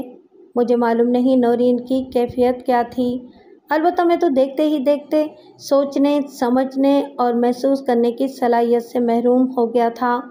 बस यकायक यही लगा कि मेरा जहन तारीकी में डूब चुका है, और जब उसने खौफ से भरी हुई एक ख़तरनाक छुरछुरी ली और फिर दिल गिरफ्तार अंदाज में अपनी बात मुकम्मल कर दी। जब पुलिस वालों ने मेरे मुंह पर पानी के छपाके मारकर मुझे बेदार किया तो सब कुछ ख़त्म हो चुका था। मुझे बताया गया कि जहर खारनी के बाइस नौरीन की मौत वाक़ हो चुकी है, और सितम बालाए सितम ये कि पुलिस ने नौरीन के कत्ल के इल्ज़ाम में मुझे गिरफ़्तार कर लिया। मैं खुदा को हाजिर व नाजिर जानकर कहता हूँ कि मुझे नहीं मालूम कि बेड के मैट्रेस के नीचे वो पिस्टल कहाँ से आया था और मेरे बैग में वो फहश तस्वीर किसने रखी थी। मुझे तो वो तस्वीर दिखाई भी नहीं गई थी। बस इतना पता चला कि इन तस्वीर में नौरीन किसी कामरान मुराद के साथ रंगरलियां मनाती नजर आ रही है। 2 रोज़ पहले कामरान मुराद को किसी ने कत्ल कर दिया था। पुलिस ने ये मौक़िफ़ इख्तियार किया कि मुझे नौरीन और कामरान मुराद के नाजायज़ ताल्लुकात का इल्म हो गया था। चुनांचे मैंने इंतकामी जज्बात से मग़लूब होकर पहले कामरान मुराद को मौत के घाट उतारा और इसके बाद जहर को दूध में मिलाकर नौरीन को ठिकाने लगा दिया और ख़ुद बेहोशी की दवा पीकर बेसुध पड़ गया ताकि मेरी तरफ किसी का शक न जाए। कोई भी शख्स ये सोचने और समझने को तैयार नहीं कि अगर मैंने नौरीन की जान ही लेना होती तो इससे शादी क्यों करता। यहाँ तक पहुँचते पहुँचते उसकी आवाज़ रुंध गई और वह गर्दन झुकाकर खामोश खड़ा हो गया। कमरा अदालत में भी मुहीब सन्नाटा छा गया। वकील इस्तग़ासा और इंक्वायरी ऑफिसर के सिवा वहाँ मौजूद हर शख्स बशमूल जज कैसर सलीम की विपदा से मुतासिर दिखाई देता था। चंद लम्हात के तातुल के बाद मैंने अपने मौकिल से पूछा, तुम मकतूला नौरीन को कब से जानते थे? लगभग 8 माह से, उसने भराई हुई आवाज़ में जवाब दिया। इसे हमारे अखबार में आए इतना ही अरसा हुआ था। इससे पहले वो कहाँ काम करती थी? एक फैशन मैगज़ीन में वो सब एडिटर के तौर पर जॉब करती थी, इसने बताया। इसकी जॉब चली गई तो इसने हमारे अखबार को ज्वाइन कर लिया। इसे सबिंग का तजुर्बा था। हाशमी साहब ने इसे वीकली मैगज़ीन वाले पेज को मुरतब करने के लिए रख लिया था। क्या तुम इस बात से वाकिफ़ थे कि अखबार में आने से पहले नौरीन जिस फैशन मैगज़ीन में काम करती थी, इसकी मालिक का नाम फ़ज़ीला कामरान है? मैंने इसके चेहरे पर निगाह जमा कर सवाल किया। कामरान मुराद की बीवी फ़ज़ीला कामरान। मैं इस कामरान मुराद का जिक्र कर रहा हूँ जिसे नौरीन की मौत यानी तुम दोनों की शादी से सिर्फ 2 दिन पहले बेदर्दी से मौत के घाट उतार दिया गया था। नहीं वकील साहब, मैं नौरीन के माजी से पहले से वाकिफ़ नहीं था, मुलजिम ने मोतदिल अंदाज में जवाब दिया। इस बारे में सबसे पहले मुझे इम्तियाज़ हुसैन ने बताया था। वो नौरीन और कामरान मुराद के बाहमी ताल्लुकात के हवाले से मुझे उल्टी सीधी शर्मनाक कहानियाँ सुनाता रहा था, लेकिन मैंने कभी उसकी बातों पर तवज्जो नहीं दी थी। मैं यही समझा था कि नौरीन का मेरी जानिब झुकाव देखकर वो मुझसे जेलिस हो गया था, क्योंकि वो ख़ुद भी नौरीन से राह रस्म बढ़ाने का तमन्नाई था। और वैसे भी ज़रा देर को थमकर उसने एक गहरी सांस ली और फिर अपनी बात को मुकम्मल करते हुए बोला, वैसे भी देखने में ये आया है कि जॉब करने वाली लड़कियों के बारे में कम सर्फ और घटिया लोग इस किस्म की वाहियात और बेहुदा इल्ज़ामी बातें करते ही रहते हैं। ऐसी जहरीली और फितना अंगेज़ साजिशों से दूर ही रहने में आफियत और भलाई है। मेरे फाजिल दोस्त, मैंने वकील इस्तग़ासा की तरफ देखते हुए कहा, आपने मुलजिम की वजाहत को पूरी तवज्जो से सुना है और आपके चेहरे के तासुरात देखकर मुझे यही लग रहा है कि आप अभी तक मेरा मतलब है कि आपकी सोच उसी मकाम पर ठहरी हुई है कि अब्दुर्रहमान नामी इस नामालूम शख्स ने मुतज़क्करा शर्मनाक तस्वीर मुलजिम को दी होंगी, ऐन मुमकिन तरीके से या फिर गैर मुमकिन अंदाज में। मैं गलत तो नहीं कह रहा ना? आप बिल्कुल दुरुस्त समझ रहे हैं, वो मायना खेज़ अंदाज में मुझे तकते हुए बोला। मैं अपने मौक़िफ़ पर कायम हूँ, लेकिन इस्तग़ासा के गवाहों की फ़हरिस्त में मुझे अब्दुर्रहमान का नाम कहीं नज़र नहीं आया। मैंने चुभते हुए लहजे में कहा, इतने अहम गवाह को आपने कैसे नज़रअंदाज कर दिया? हमने नज़रअंदाज नहीं किया, बल्कि वो खुद ही पुरअसरार तरीके से कहीं छुप कर बैठ गया है, वकील इस्तग़ासा ने जवाब दिया। हो सकता है वो आइंदा किसी पेशी पर अचानक सामने आकर सबको हैरान कर दे। कहीं आप अदालत को ये एहसास दिलाने की कोशिश तो नहीं कर रहे कि अब्दुर्रहमान आपके राब्ते में है? मैंने कुरेदने वाले अंदाज में कहा, आप ही ने इसे पोशीदा रहने की हिदायत कर रखी है और जब आपको ज़रूरत होगी आप अब्दुर्रहमान को मार्केट में ले आएंगे। ऐसी बात नहीं है मेरे फाजिल दोस्त, आप इस्तग़ासा की जानिब से खामखा ही बदगुमान हो रहे हैं, वो खफगी आमेज़ लहजे में बोला। हमने अब्दुर्रहमान तक रसाई हासिल करने की ग़र्ज़ से इसके फ़ोन नंबर को चेक कराया था, जिससे इसने होटल के नंबर पर मुलजिम को कॉल की थी। हमारी इस तहकीकात से पता चला कि वो फ़ोन कॉल नाज़िमाबाद के एक PCO से की गई थी। नाज़िमाबाद और तारिक रोड के दरमियान अच्छा खासा फासला है। इसके बावजूद भी आप ये समझ रहे हैं कि होटल के बाहर अब्दुर्रहमान मौजूद था? मैंने तंज़िया लहजे में कहा। इसने मुलजिम को उरियां तस्वीर वाला वो लिफाफा थमाया और चुपके से तारीकी का हिस्सा बन गया। जी बिल्कुल, और मेरा ऐसा समझने के 2 ज़ाविये हैं, वो तवाना लहजे में बोला। ज़ाविया नंबर 1, अब्दुर्रहमान होटल के बाहर मौजूद था और वो कॉल उसने किसी और से नाज़िमाबाद के PCO से कराई थी। ज़ाविया नंबर 2, वो कॉल अब्दुर्रहमान ही ने नाज़िमाबाद वाले PCO से की थी और इसका कोई बंदा इस वक्त होटल के बाहर मौजूद था। यानी आप इस बात पर मुसिर हैं कि वक़ुआ की रात किसी न किसी ने एक ऐसा लिफाफा मुलजिम तक पहुंचाया था जिसके अंदर मुलजिम की बीवी मकतूला नौरीन की बेवफाई और बदकिरदारी का सबूत मौजूद था। मैंने वकील इस्तग़ासा की आंखों में देखते हुए इस्तफ़सार किया। इसने मुख्तसर जवाब दिया, यही हकीकत है। मैंने अपने मखसूस अंदाज़े जरा से वकील इस्तग़ासा को मैरिनेट कर दिया था और अब इसे फ्राई करने का वक्त आन पहुंचा था। मैंने बदस्तूर इसकी आंखों में झांकते हुए सवाल किया, आपकी बातों से तो यही तासुर मिलता है कि उरियां तस्वीर वाला वो लिफाफा मुझे तक पहुंचने से पहले वो मकतूला की जान लेने के दर पे नहीं था, लेकिन जैसे ही उसने अपनी नौबियाता बीवी को तस्वीर में किसी और मर्द के साथ काबिल एतराज़ हालत में देखा तो उसके जहन में इम्तियाज़ हुसैन की जहरीली बातें गूंजने लगीं। वो गुस्से से पागल हो गया और वो वापस अपने कमरे में पहुंचा। इसने 2 गिलास नीम गर्म दूध का आर्डर किया। फिर मकतूला की नज़र बचाकर उसने मकतूला के गिलास में जहर और अपने गिलास में बेहोशी की दवा मिला दी। ऐन मुमकिन है कि इस काम को उसने तब अंजाम दिया हो जब मकतूला वॉशरूम में हो। M I right? Absolutely right my dear counsellor, उसने चमक कर कहा। फिर रुए सुखन जज की तरफ मोड़ते हुए इन अल्फाज में इजाफा कर दिया, योर ऑनर, डिफेंस पॉइंट पर आ गया है। अब इस केस में कुछ भी बाकी नहीं रहा। मुलजिम का जुर्म खुल चुका है। डिफेंस? जज ने सवालिया नज़र से मेरी तरफ देखा।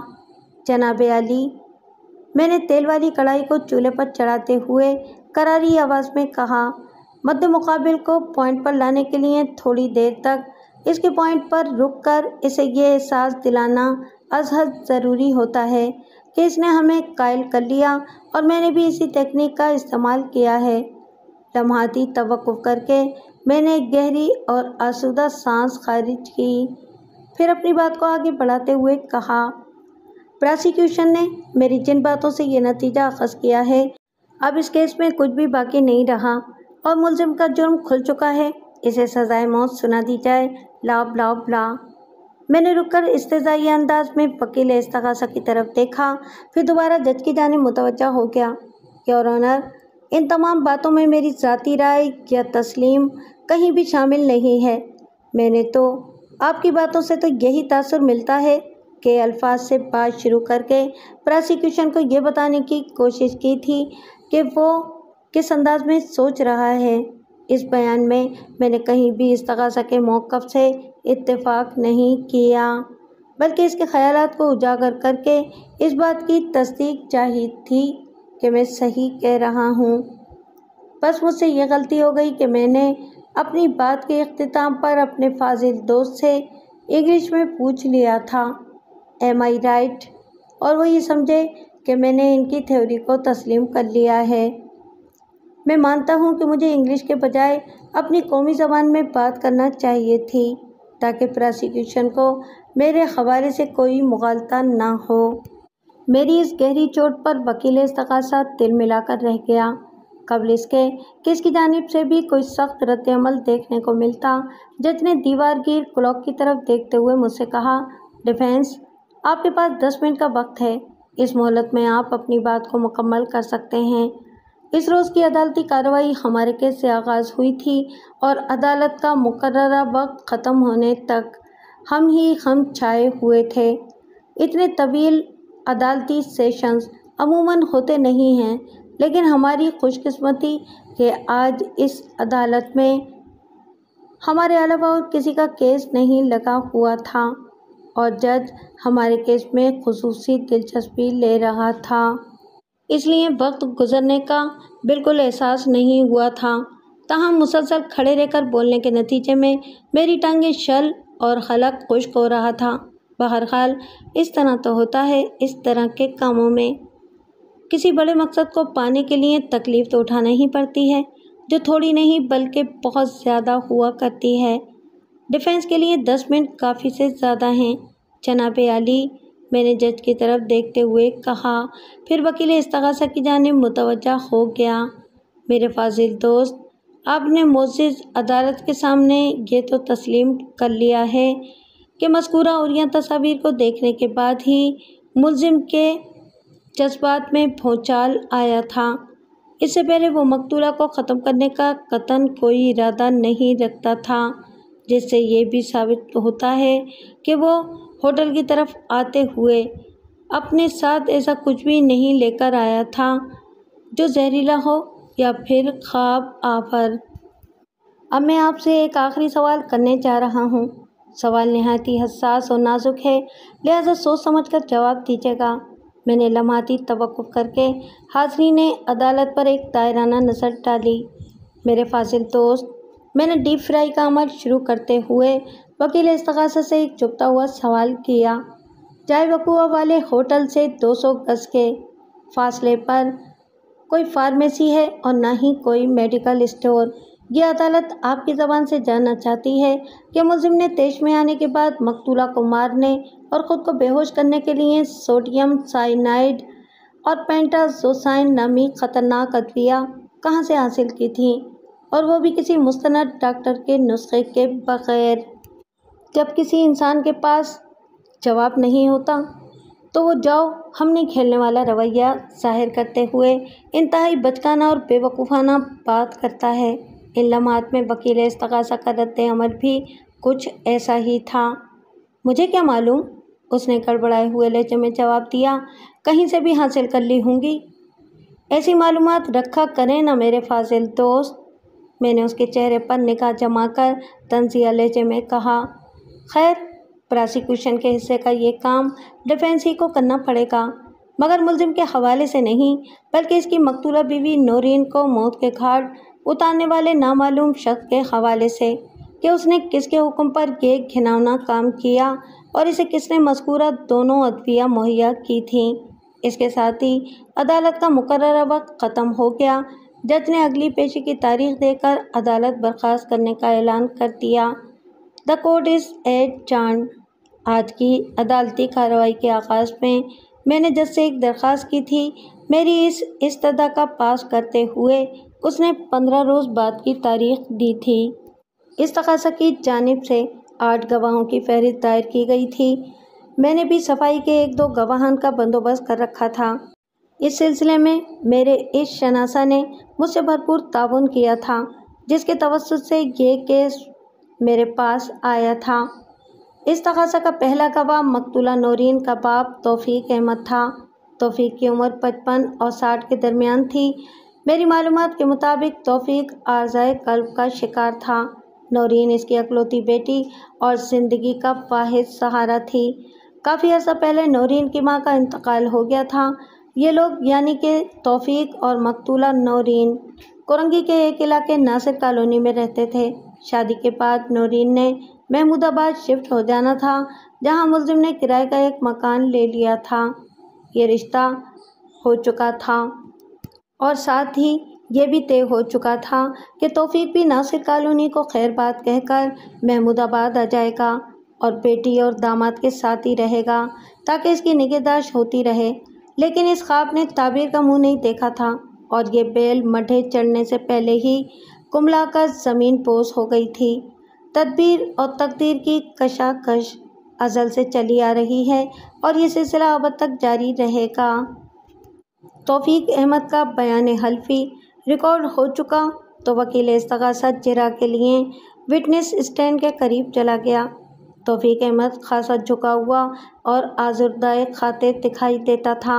एक तो वो पहले ही दिल का मरीज़ था, ऊपर से इसका जिगर गोशा मनो मट्टी ओढ़ कर सो गया था। اس کا غمگین ہونا تو عین فطری تھا۔ توفیق صاحب، وکیل استغاثہ نے گواہ سے سوال کیا، کیا آپ اپنی بیٹی کی شادی کے لیے ذہنی طور پر خوش اور مطمئن تھے؟ گواہ نے نفی میں گردن ہلاتے ہوئے بے دلی سے جواب دیا، نہیں۔ آپ کے اس عدم اطمینان کا سبب کیا تھا؟ میں اس اخباری رپورٹر کے حوالے سے کچھ بھی نہیں جانتا تھا۔ وہ ایکیوز باکس میں کھڑے ملزم کی جانب اشارہ کرتے ہوئے بولا، یہ کون ہے؟ کہاں سے آیا ہے؟ اس کے ماں باپ کون تھے؟ وغیرہ وغیرہ۔ وہ لمحے بھر کو رکا اور پھر اپنی بات مکمل کرتے ہوئے کہا، اس شخص نے مجھے یہی بتایا تھا کہ اس کا دنیا میں کوئی بھی نہیں ہے۔ بھلا ایسے بندے کے ساتھ میں اپنی لاڈلی بیٹی کو کیسے بیاہتا؟ لیکن ملزم اور مقتولہ کی شادی تو ہو گئی تھی۔ وکیل استغاثہ نے معنی خیز انداز میں کہا، آپ کی مرضی اس میں شامل تھی یا نہیں، بہرحال آپ کو بھی اپنی بیٹی کی شادی میں شریک ہونا پڑا تھا۔ میری شرکت ایک بہت بڑی مجبوری تھی وکیل صاحب، توفیق نے زخمی لہجے میں کہا۔ یہ عدالت آپ کی اس مجبوری سے آگاہی چاہتی ہے، وکیل استغاثہ نے شاطرانہ انداز میں کہا۔ اگر کوئی دقت نہ ہو تو آپ اپنے دل کا بوجھ ہلکا کر سکتے ہیں۔ دقت اور دشواری کیسی؟ توفیق نے عجیب سے لہجے میں کہا، میرا تو سب کچھ لٹ چکا اور بدنامی اس کے علاوہ ہے۔ اس عدالت کے باہر اور اندر میری بیٹی کے کردار پر کیچڑ اچھالی جا رہی ہے۔ آپ اپنی کسی مجبوری کے بارے میں بتانے والے تھے۔ وکیل استغاثہ نے گواہ کے مجروح جذبات اور گھائل احساسات کو اپنی موافقت میں ہموار کرتے ہوئے کہا، عدالت آپ کے بولنے کی منتظر ہے۔ میں یہ تو بتا چکا ہوں کہ میں اس شادی کے لیے دل سے راضی نہیں تھا، توفیق نے بجھے ہوئے انداز میں کہا، لیکن نورین بضد تھی کہ وہ ہر قیمت پر اپنے کولیگ نیوز رپورٹر سے شادی کرے گی۔ پھر اس کی حمایت میں اخبار کا مالک طفیل ہاشمی بھی اٹھ کھڑا ہوا۔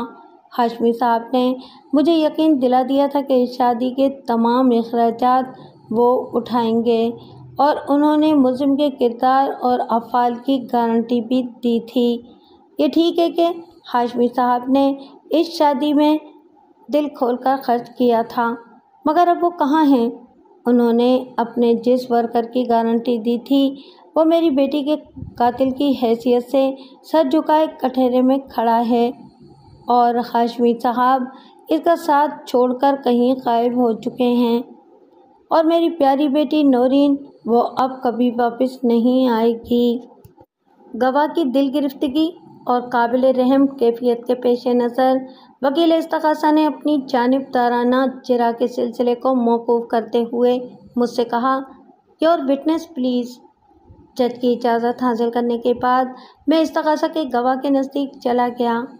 توفیق صاحب، میں نے اس کے چہرے پر نظر جما کر ہمدردانہ لہجے میں کہا، مجھے آپ کے نقصان کا بے حد افسوس ہے اور میں آپ کے دکھ درد میں برابر کا شریک ہوں۔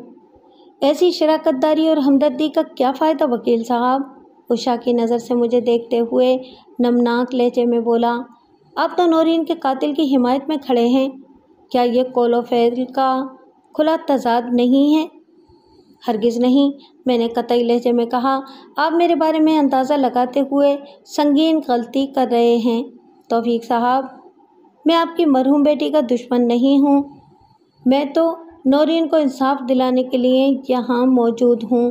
بہت جلد آپ کو میری بات کا یقین آ جائے گا۔ میں آپ کی بیٹی کے قاتل کو سزائے موت دلوائے بغیر سکون سے نہیں بیٹھوں گا، یہ میرا آپ سے وعدہ ہے۔ اور میں نے ذرا دیر کو رک کر ایک گہری سانس لی اور پھر بولا، اور جن لوگوں نے آپ کی بیٹی کی کردار کشی کی ہے وہ سب بھی سخت اور کرار واقعی سزا سے بچ نہیں سکیں گے۔ توفیق کے چھریوں زدہ چہرے پر رونق نمودار ہوئی۔ میں نے اس کی آنکھوں میں امید کے دیے روشن ہوتے دیکھے۔ میری مثبت اور پرخلوص باتوں نے اس کے دم توڑتے حوصلے کو نئی زندگی بخش دی تھی۔ اللہ آپ کی زبان مبارک کرے وکیل صاحب، وہ لرزیدہ آواز میں بولا۔ توفیق صاحب، تھوڑی دیر پہلے آپ نے وکیل سرکار کے ایک سوال کے جواب میں بتایا تھا کہ آپ محض اس لیے اپنی بیٹی کی شادی کیسر سلیم سے کرنے کے حق میں نہیں تھے کہ وہ نیوز رپورٹر اس دنیا میں بالکل اکیلا تھا۔ میں نے چراغ کے سلسلے کو بااحتیاط آگے بڑھاتے ہوئے کہا، کیا آپ پورے یقین اور ایمان کے ساتھ کہہ سکتے ہیں کہ جن لڑکیوں کے والدین، بھائی بہن اور خاندان کے دیگر افراد اور دوست احباب ان کے آس پاس موجود ہوتے ہیں، ان کی جانب سے لڑکی کو کسی قسم کا کوئی دھڑکا، کوئی خطرہ نہیں ہوتا، اور ایسے بھرے پورے خاندان والے لڑکوں پر آنکھیں بند کر کے بھروسہ کیا جا سکتا ہے؟ وہ چند لمحات تک گہری اور سوچتی ہوئی نظر سے مجھے دیکھتا رہا۔ اس کے اندر جذبات و احساسات کا ایک سمندر موجزن تھا، اور اس بکھرے ہوئے سمندر کی سرکش موجیں اس کے دل و جگر پر جو قیامت ڈھا رہی تھیں، اس کا عکس توفیق کے چہرے اور آنکھوں میں دیکھا جا سکتا تھا۔ وہ بے بسی اور لاچاری کی انتہا سے گزر رہا تھا۔ ایسا کوئی اصول یا فارمولہ وضع نہیں کیا جا سکتا۔ بالآخر اس نے شکست خوردہ لہجے میں جواب دیا، مگر آپ نے تو ایسا ہی کیا۔ میں نے ایک لفظ پر زور دیتے ہوئے کہا، ایک لمحے کے لیے غور بلکہ تصور کریں کہ آپ کا بلاوا آ گیا ہے اور آپ اس دنیا کو چھوڑ کر اللہ کو پیارے ہو چکے ہیں۔ نورین کا کوئی بھائی ہے اور نہ ہی بہن، اس کی والدہ پہلے ہی دنیا سے گزر چکی ہیں، گویا آپ کیسر سلیم کی طرح وہ بھی اس دنیا میں تنہا ہے۔ ایسے میں نے ڈرامائی انداز میں توقف کیا اور پھر سنسنی خیز الفاظ میں اضافہ کر دیا، ایسے میں جب اس کی شادی کا مرحلہ درپیش ہو اور لڑکے والے آپ کی طرح نورین کے لیے اپنے عدم اطمینان کا اظہار کر کے اس رشتے سے صاف انکار کر دیں تو بیچاری نورین کے دل پر کیا گزرے گی؟ میں غلط تھا، وہ پھٹ پڑا۔ آپ نے مجھے میری کوتاہی کا احساس دلا دیا ہے وکیل صاحب، لیکن ہاشمی صاحب نے تو ہر اونچ نیچ کا ذمہ لیا تھا، انہیں کیوں اچانک غائب نہیں ہونا چاہیے تھا؟ ہاشمی صاحب نے اس کیس سے کنارہ کیا ہے، خدا نخواستہ اس دنیا سے تو پردہ نہیں فرمایا، میں نے گہری سنجیدگی سے کہا۔ جو شخص اس کرۂ ارض پر موجود ہے، اسے ایک نہ ایک دن آپ کا سامنا ضرور ہونا ہے۔ ہاشمی صاحب کو اپنے ہاشمی ہونے کی لاج تو رکھنا ہی پڑے گی، اور پھر انہوں نے تو مقتولہ نورین کے ہر معاملے کا ذمہ بھی لے رکھا ہے۔ توفیق احمد آپ دیدہ ہو گیا اور پھر بے ساختہ ہچکیوں کے ساتھ رونے لگا۔ توفیق احمد کو وٹنس اسٹینڈ سے سہارا دے کر سامعین کے درمیان بٹھا دیا گیا۔ وہ دکھی انسان دل کا مریض تھا اور جوان بیٹی کی المناک موت نے اس کا جگر پارا پارا کر دیا تھا۔ اسے آرام کی اشد ضرورت تھی، مگر وہ عدالتی کارروائی ختم ہونے سے پہلے گھر جانے کو تیار نہیں تھا۔ اس کی ضد کو دیکھتے ہوئے اسے اس کے حال پر چھوڑ دیا گیا۔ اگلا گواہ جائے وقوع والے ہوٹل کا مینیجر ارشاد حسین بزمی تھا۔ 11 اگست کی صبح ارشاد حسین نے ہی تھانے فون کر کے اس سانحے کی اطلاع دی تھی۔ ارشاد حسین گندمی رگت کا مالک ایک میانہ قد انسان تھا۔ اس کا بطن مائل بفربی اور سر کے بال گھنگریالے تھے۔ ارشاد حسین بزمی نے سچ بولنے کا حلف اٹھانے کے بعد اپنا بیان ریکارڈ کرا دیا تو وکیل استغاثہ جرح کے لیے اس کے قریب چلا گیا۔ ارشاد صاحب، اس قسم کے واقعات آپ کے لیے بڑی مصیبت کھڑی کر دیتے ہوں گے، وکیل استغاثہ نے معتدل انداز میں کہا۔ آپ اس ہوٹل کے مینیجر ہیں اور یہ بڑا ذمہ داری والا عہدہ ہے۔ آپ بالکل ٹھیک کہہ رہے ہیں وکیل صاحب، وہ اس بات میں سر ہلاتے ہوئے گہری سنجیدگی سے بولا۔ ویسے اس نوعیت کے واقعات شاذ و نادر ہی پیش آتے ہیں، اور ظاہر ہے ایک مینیجر ہونے کے ناطے ہر قسم کی صورتحال کو مینیج تو کرنا ہی پڑتا ہے۔ آپ نے پولیس کو بتایا تھا کہ شادی کی اس تقریب کے لیے طفیل ہاشمی نامی ایک شخص نے بکنگ کرائی تھی؟ وکیل استغاثہ نے پوچھا۔ ہاشمی صاحب صبح کے ایک اخبار کے مالک ہیں، ملزم کیسر سلیم اور مقتولہ نورین اسی اخبار میں کام کرتے تھے۔ کیا آپ نے ہاشمی صاحب کو اس سانحے کے بارے میں بتایا تھا؟ میں نے پہلا فون متعلقہ تھانے اور دوسرا فون ہاشمی صاحب کو کیا تھا، گواہ نے جواب دیا۔ پولیس تو 15-20 منٹ میں جائے وقوع پر پہنچ گئی تھی، لیکن ہاشمی صاحب سے پہر کے بعد تشریف لائے تھے۔ اس تاخیر کا سبب صبح کے اخبار والے رات گئے کاپی ڈاؤن کرتے ہیں، گواہ نے بتایا۔ گھر پہنچتے پہنچتے انہیں صبح ہو جاتی ہے، اس کے بعد وہ اپنی نیند پوری کرتے ہیں۔ ٹھیک ہو گیا، وکیل استغاثہ نے سرسری انداز میں کہا اور سوال کیا۔ اس واقعے پر ہاشمی صاحب نے کیا رد عمل ظاہر کیا تھا؟ کچھ خاص نہیں، وہ بیزاری سے بولا۔ پہلے تو انہیں یقین ہی نہیں آیا، جب حالات و واقعات और पुलिस की कारगुजारी इनके गोशगुजार की गई तो बात इनकी समझ में आ गई। उन्होंने बस इतना कहा था, हर इंसान को अपने किए का नतीजा भुगतना पड़ता है। इसका तो साफ साफ मतलब ये हुआ कि इन्हें मुलजिम के गुनहगार होने का यकीन आ गया था। इसीलिए उन्होंने पुलिस और अदालती कार्रवाई में किसी किस्म की दिलचस्पी जाहिर नहीं की। मुझे भी ऐसा ही लगता है, इरशाद हुसैन ने मुख्तसर जवाब दिया।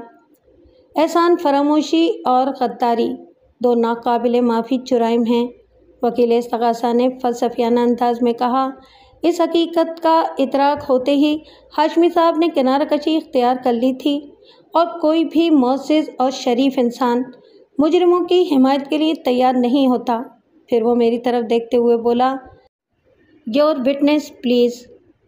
इरशाद हुसैन साहब, मैंने इस्तग़ासा के गवाह से पूछा, वक़ुआ वाले होटल में आप कब से मैनेजरी कर रहे हैं? कमोबेश 20 साल से, उसने जवाब दिया। 20 साल अच्छा खासा अरसा होता है, मैंने हैरत से फैली हुई आंखों वाली अदाकारी करते हुए कहा। एक बच्चा पैदा होने के बाद इस अरसे में कड़ियल जवान का रूप धार लेता है। अगर मैं गलती पर नहीं तो मज़कूरा होटल के मालिक या मालकान आप पर अंधा एतमाद करते हैं। वकील साहब, एतमाद तो हर ताल्लुक़ की बुनियाद है, वो गहरी संजीदगी से बोला। अगर मैं इनके काबिल भरोसा नहीं होता तो वो 20 साल तक मुझे बर्दाश्त नहीं कर सकते थे। इरशाद साहब, आप 100% दुरुस्त फरमा रहे हैं। मैंने तायदी अंदाज में गर्दन हिलाकर इसकी बात की तौसीक कर दी। मैंने चंद लम्हे पहले मालिक या मालकान के अल्फाज बिला वजह इस्तेमाल नहीं किए थे। वक़ुआ वाले होटल के हवाले से मैंने बड़ी कामिल और वसी तहकीक कर रखी थी और ये नेक काम मेरे शनासा के तवस्सुत और ताउन से मुमकिन हो पाया था, जिसकी दरख्वास्त पर मैंने कैसर सलीम का केस अपने हाथ में लिया था। बज़मी साहब, क्या आपके होटल में मेहमानों को ठहराने के लिए कुल 8 कमरे हैं? मैंने अपनी जरा में तेज़ी लाते हुए सवाल किया। 4 फर्स्ट फ्लोर पर, कमरा नंबर 101 से 104 तक और 4 सेकंड फ्लोर पर, कमरा नंबर 201 से 204 तक। इस केस का मुलजिम यानी मेरा मुवक्किल कैसर सलीम अपनी बीवी मकतूला नौरीन के साथ अज़दवाजी ज़िंदगी की शुरुआत करने के लिए फर्स्ट फ्लोर के कमरा नंबर 103 में ठहरा था। दुरुस्त, वो तारीफ़ी नज़र से मुझे देखते हुए बोला। आपके अलावा इस होटल के स्टाफ में कुल 8 अफराद शामिल हैं। मैंने इसके चेहरे पर निगाह जमा कर इंकिशाफ अंगेज़ लहजे में कहा, आपके होटल के किचन में 2 अफराद काम करते हैं, जिनमें से सीनियर कुक का नाम मशकूर अली है, जो कि बंगाली है। अपनी बात के इख्तिताम पर मैंने सवालिया नज़र से उसकी तरफ देखा तो उसने ज़ेरे लब मुस्कुराते हुए कहा, बजा फरमाया आपने वकील साहब। वक़ुआ की रात जब मुलजिम 15-20 मिनट के लिए होटल से बाहर गया तो इस वक्त रिसेप्शन पर सफदर अली नामी स्टाफ का एक मेंबर मौजूद था। इसी ने अब्दुर्रहमान की कॉल को कमरा नंबर 103 में ट्रांसफ़र कर दिया था। क्या मैं सही कह रहा हूँ बज़मी साहब? एकदम सही, वो दबे दबे जोश के साथ बोला। अगर मैं कुछ गलत कहने लगूं तो आप फ़ौरन मुझे टोक दीजिएगा, मैंने दोस्ताना अंदाज में कहा। वक़ुआ की रात नीम गर्म दूध के 2 गिलास किचन से कमरा नंबर 103 तक पहुंचाने वाले मुलाजिम का नाम हबीबुल्ला है और जिस स्टाफ मेंबर ने पुलिस के साथ मिलकर दरवाज़ा तोड़ने में मदद की उसका नाम मंसूर अली है। आपने तो माशाल्लाह हमारे होटल पर PhD कर रखा है, वो तौसीफ़ी नज़र से मुझे देखते हुए बोला। बज़मी साहब, ये सब करना पड़ता है और इसलिए करना पड़ता है कि ये पेशा वकालत के लिए ज़रूरी है। अगर कोई वकील कमरा अदालत में गर्दन उठाकर और सीना तान कर अपने हरीफ वकील का सामना करना चाहता है तो, मैंने मायनाखेज़ अंदाज में कहा और फिर इन अल्फाज में इजाफ़ा कर दिया। बज़मी साहब, इस केस को अपने सर लेने के बाद अब तक मैं आपके होटल के रेस्टोरेंट में 1 नाश्ता और 2 डिनर कर चुका हूँ, मगर बदले हुए गेटअप के साथ, शलवार कमीज़ और पी कैप में, ताकि बादियो नज़र में आपके स्टाफ का कोई मेंबर मुझे पहचान कर मोहतात न हो जाए। बहुत खूब, आप तो छुपे रुस्तम निकले वकील साहब, वह हैरतामेज़ सताइशी नज़र से मुझे देखते हुए बोला। गोया वकालत के साथ साथ जासूसी भी चल रही है। रुस्तम और सोहराब पर हम फिर कभी तफसीली बात करेंगे बज़मी साहब, मैंने ठहरे हुए लहजे में कहा। अब मैं आपसे एक नहायत ही अहम सवाल और एक नहायत ही मौतबाना दरख्वास्त करने जा रहा हूँ। उम्मीद है कि आप मुझे मायूस नहीं करेंगे। मैं आपकी तवक्कुआत पर पूरा उतरने की कोशिश करूँगा वकील साहब। वो मुतदिल अंदाज में बोला। क्या आपने इस सानहे के बारे में अपने मालकान को आगाह कर दिया था? मैंने दानिस्ता जमा का सीगा इस्तेमाल करते हुए पूछा। ये तो है मेरा आखिरी सवाल। बात दरअसल ये है जनाब कि हमारे होटल के असल मालिक मिर्ज़ा नज़ीर बेग साहब की तबीयत बहुत ख़राब है और वह इलाज के सिलसिले में काफ़ी अरसे से बैरून मुल्क जा रहे हैं। इन दिनों भी वो पाकिस्तान से बाहर ही थे। वो गहरी संजीदगी से वजाहत करते हुए बोला। अगर वो कराची में मौजूद होते भी तो इन्हें ये इत्तला नहीं दी जा सकती थी, क्योंकि डॉक्टर्स ने इन्हें एक ज़रा सी भी टेंशन से दूर रखने की हिदायत कर रखी है। हाँ, अलबत्ता। वो सांस हमवार करने की गर्ज से थमा और फिर इन अल्फाज में इजाफा कर दिया। मिर्ज़ा साहब की बीमारी के बाद होटल के तमाम मामलात की निगरानी इनकी छोटी बहन कर रही हैं। वो बाकायदा होटल आती तो नहीं है, लेकिन मैं इन्हें अपडेट करता रहता हूँ। हाँ, मैंने इन्हें इस अफसोसनाक वाक़े के बारे में बता दिया था। इस पर इनका रद्द अमल क्या था? मैंने पूछा। इन दिनों वो खुद अपने खानगी मसाइल में इस कदर उलझी हुई थी कि उन्होंने मुझसे कह दिया कि मैं इस मामले को खुद ही हैंडल कर लूँ। गवाह ने जवाब दिया। मैडम की तरफ से अदम दिलचस्पी को देखते हुए मैंने होटल की टेंशन को अपने आप तक महदूद रखा। हालांकि अगर आप चाहते तो अपनी मैडम के खानगी मसाइल को हल करने के लिए बहुत कुछ कर सकते थे। मैंने इसकी आंखों में देखते हुए मायना खेज लहजे में कहा। इन दिनों आपके हाथ एक गीदड़ सिंगी लगी हुई थी। मैं कुछ समझा नहीं वकील साहब। वो घबराए हुए लहजे में बोला।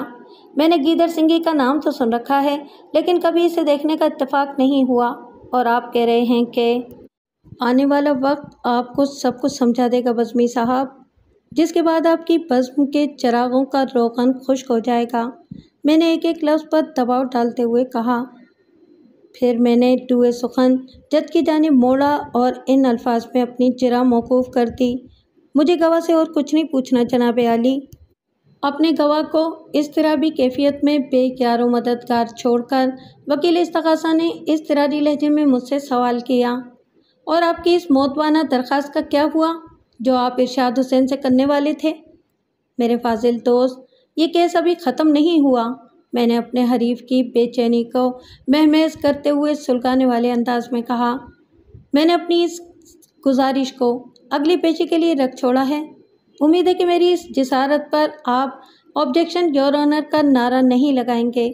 वकील इस्तग़ासा ने मुँह से तो कुछ नहीं कहा, लेकिन मैंने इसके मुंह के अंदर दांतों के कचकचाने की मखसूस आवाज़ को महसूस कर लिया था। मैंने इसे नज़रअंदाज किया और जज से मुखातिब होते हुए कहा। जनाब आली, अदालत का वक्त ख़त्म होने में चंद मिनट बाकी हैं, इसीलिए मैंने अपनी जिरा के एक स्ट्रोक को आइंदा पेशी के लिए बचा लिया है। लिहाजा मोअज़्ज़िज़ अदालत से मेरी दरख्वास्त है कि नेक्स्ट हेयरिंग पर मोहतरम इरशाद हुसैन बज़्मी को थोड़ी देर के लिए अदालत में हाजिर होने की ताकीद की जाए। That's all your honour.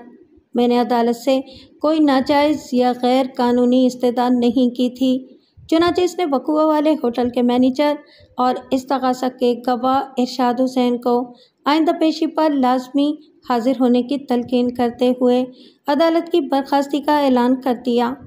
यह अदालत अगली पेशी तक के लिए बर्खास्त की जाती है। फिर इसने रीडर को हिदायत की फरीकैन को 10 रोज़ बाद की तारीख दे दें। यह पेशी एक तरह से होटल डे साबित हुई थी, यानी इस रोज़ इस्तग़ासा की तरफ से जिन गवाहों को अदालत में पेश किया गया, इन सब का ताल्लुक़ इस होटल से था जिसके कमरा नंबर 103 में मेरे मौक्किल की 9 बेहता बीवी नौरीन को जहर देकर मौत के घाट उतार दिया गया था, और इसके कत्ल के इल्ज़ाम में मेरा मौक्किल जेल और अदालत के बीच का जबरी मुसाफिर बनकर रह गया था। गुज़िश्ता पेशी पर मैंने अदालत से जो दरख्वास्त की थी, इस पर अमल दरामदगी के आसार नज़र नहीं आ रहे थे। जब मैंने जज की इस जानिब तवज्जो मबज़ूल कराई तो जज के इस्तफ़सार पर वकील इस्तग़ासा ने कहा, योर ऑनर, इरशाद हुसैन को अपनी बेटी के साथ उसके कॉलेज जाना पड़ गया है। उन्होंने वादा किया है कि वो अदालत का वक्त ख़त्म होने से पहले यहाँ हाजिर हो जाएंगे। इस्तग़ासा के गवाह मिस्टर बज़्मी का वादा खासा माकूल था, लिहाजा जज ने इस बात में गर्दन हिलाने पर इत्तेफाक किया और मैंने भी इस मौके पर मीन मेख से इज्तनाब ही को फ़ौक़ियत दी کیونکہ وقت اسی رویے کا متقاضی تھا۔ پراسیکیوشن کارروائی شروع کی جائے، جج نے بھاری بھرکم لہجے میں کہا۔ استغاثہ کے گواہ منظور علی کو وٹنس باکس میں بلا لیا گیا۔ یہ وہی شخص تھا جس نے کمرہ نمبر 103 کا دروازہ توڑنے میں پولیس والوں کی مدد کی تھی۔ منظور علی اس ہوٹل کا سب سے زیادہ تندرست و توانا ملازم تھا۔ اس کی عمر 30 کے قریب رہی ہوگی۔ وہ اپنا بیان حلفی ریکارڈ کرا چکا تو وکیل استغاثہ نے لگ بھگ 10 منٹ تک اس سے مختلف سوالات کیے۔ ان سوالات میں میرے لیے کچھ بھی خاص نہیں تھا، لہٰذا میں نے عدم دلچسپی کا مظاہرہ کرتے ہوئے اپنی فائلوں پر دھیان لگائے رکھا۔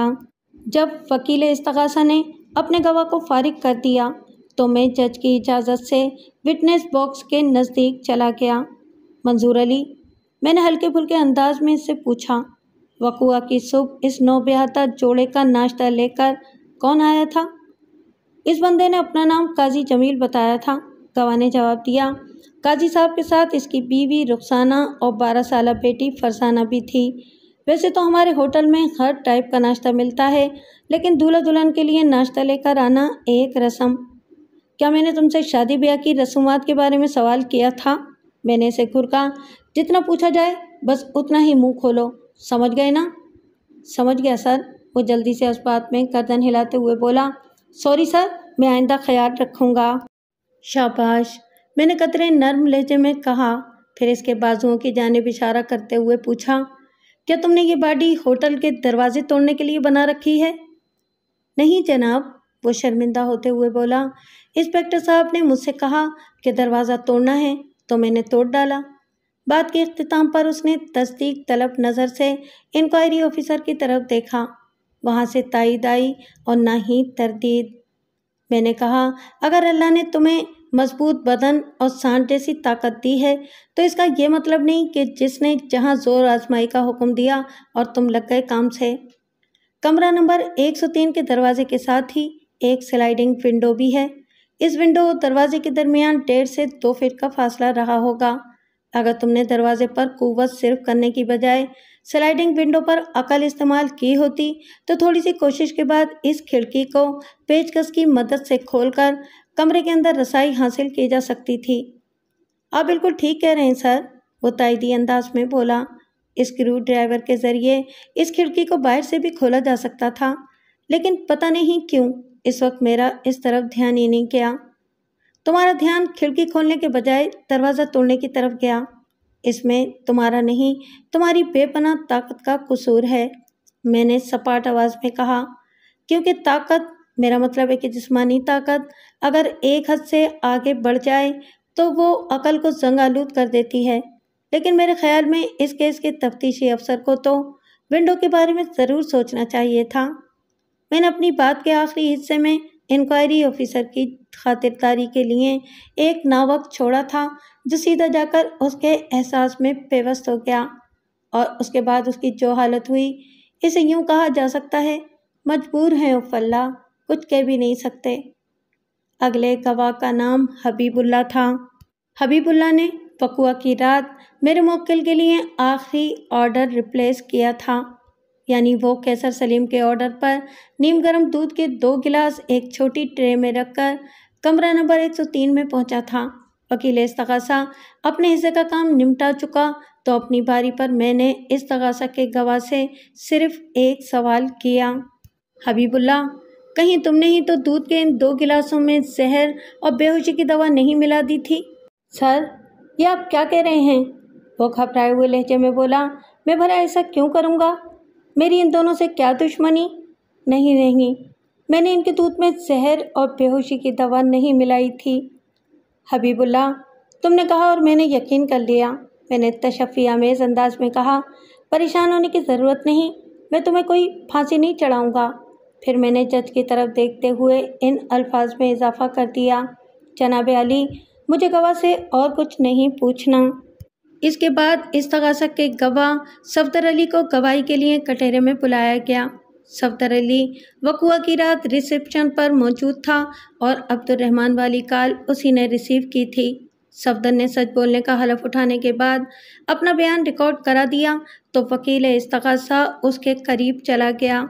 صفدر علی، वकील इस्तगासा ने अपनी जिरा का आगाज़ करते हुए गवाह से पूछा, जब तुमने अब्दुर्रहमान की कॉल को कमरा नंबर 103 में ट्रांसफ़र किया तो इसके कितनी देर बाद मुलजिम होटल से बाहर निकला था?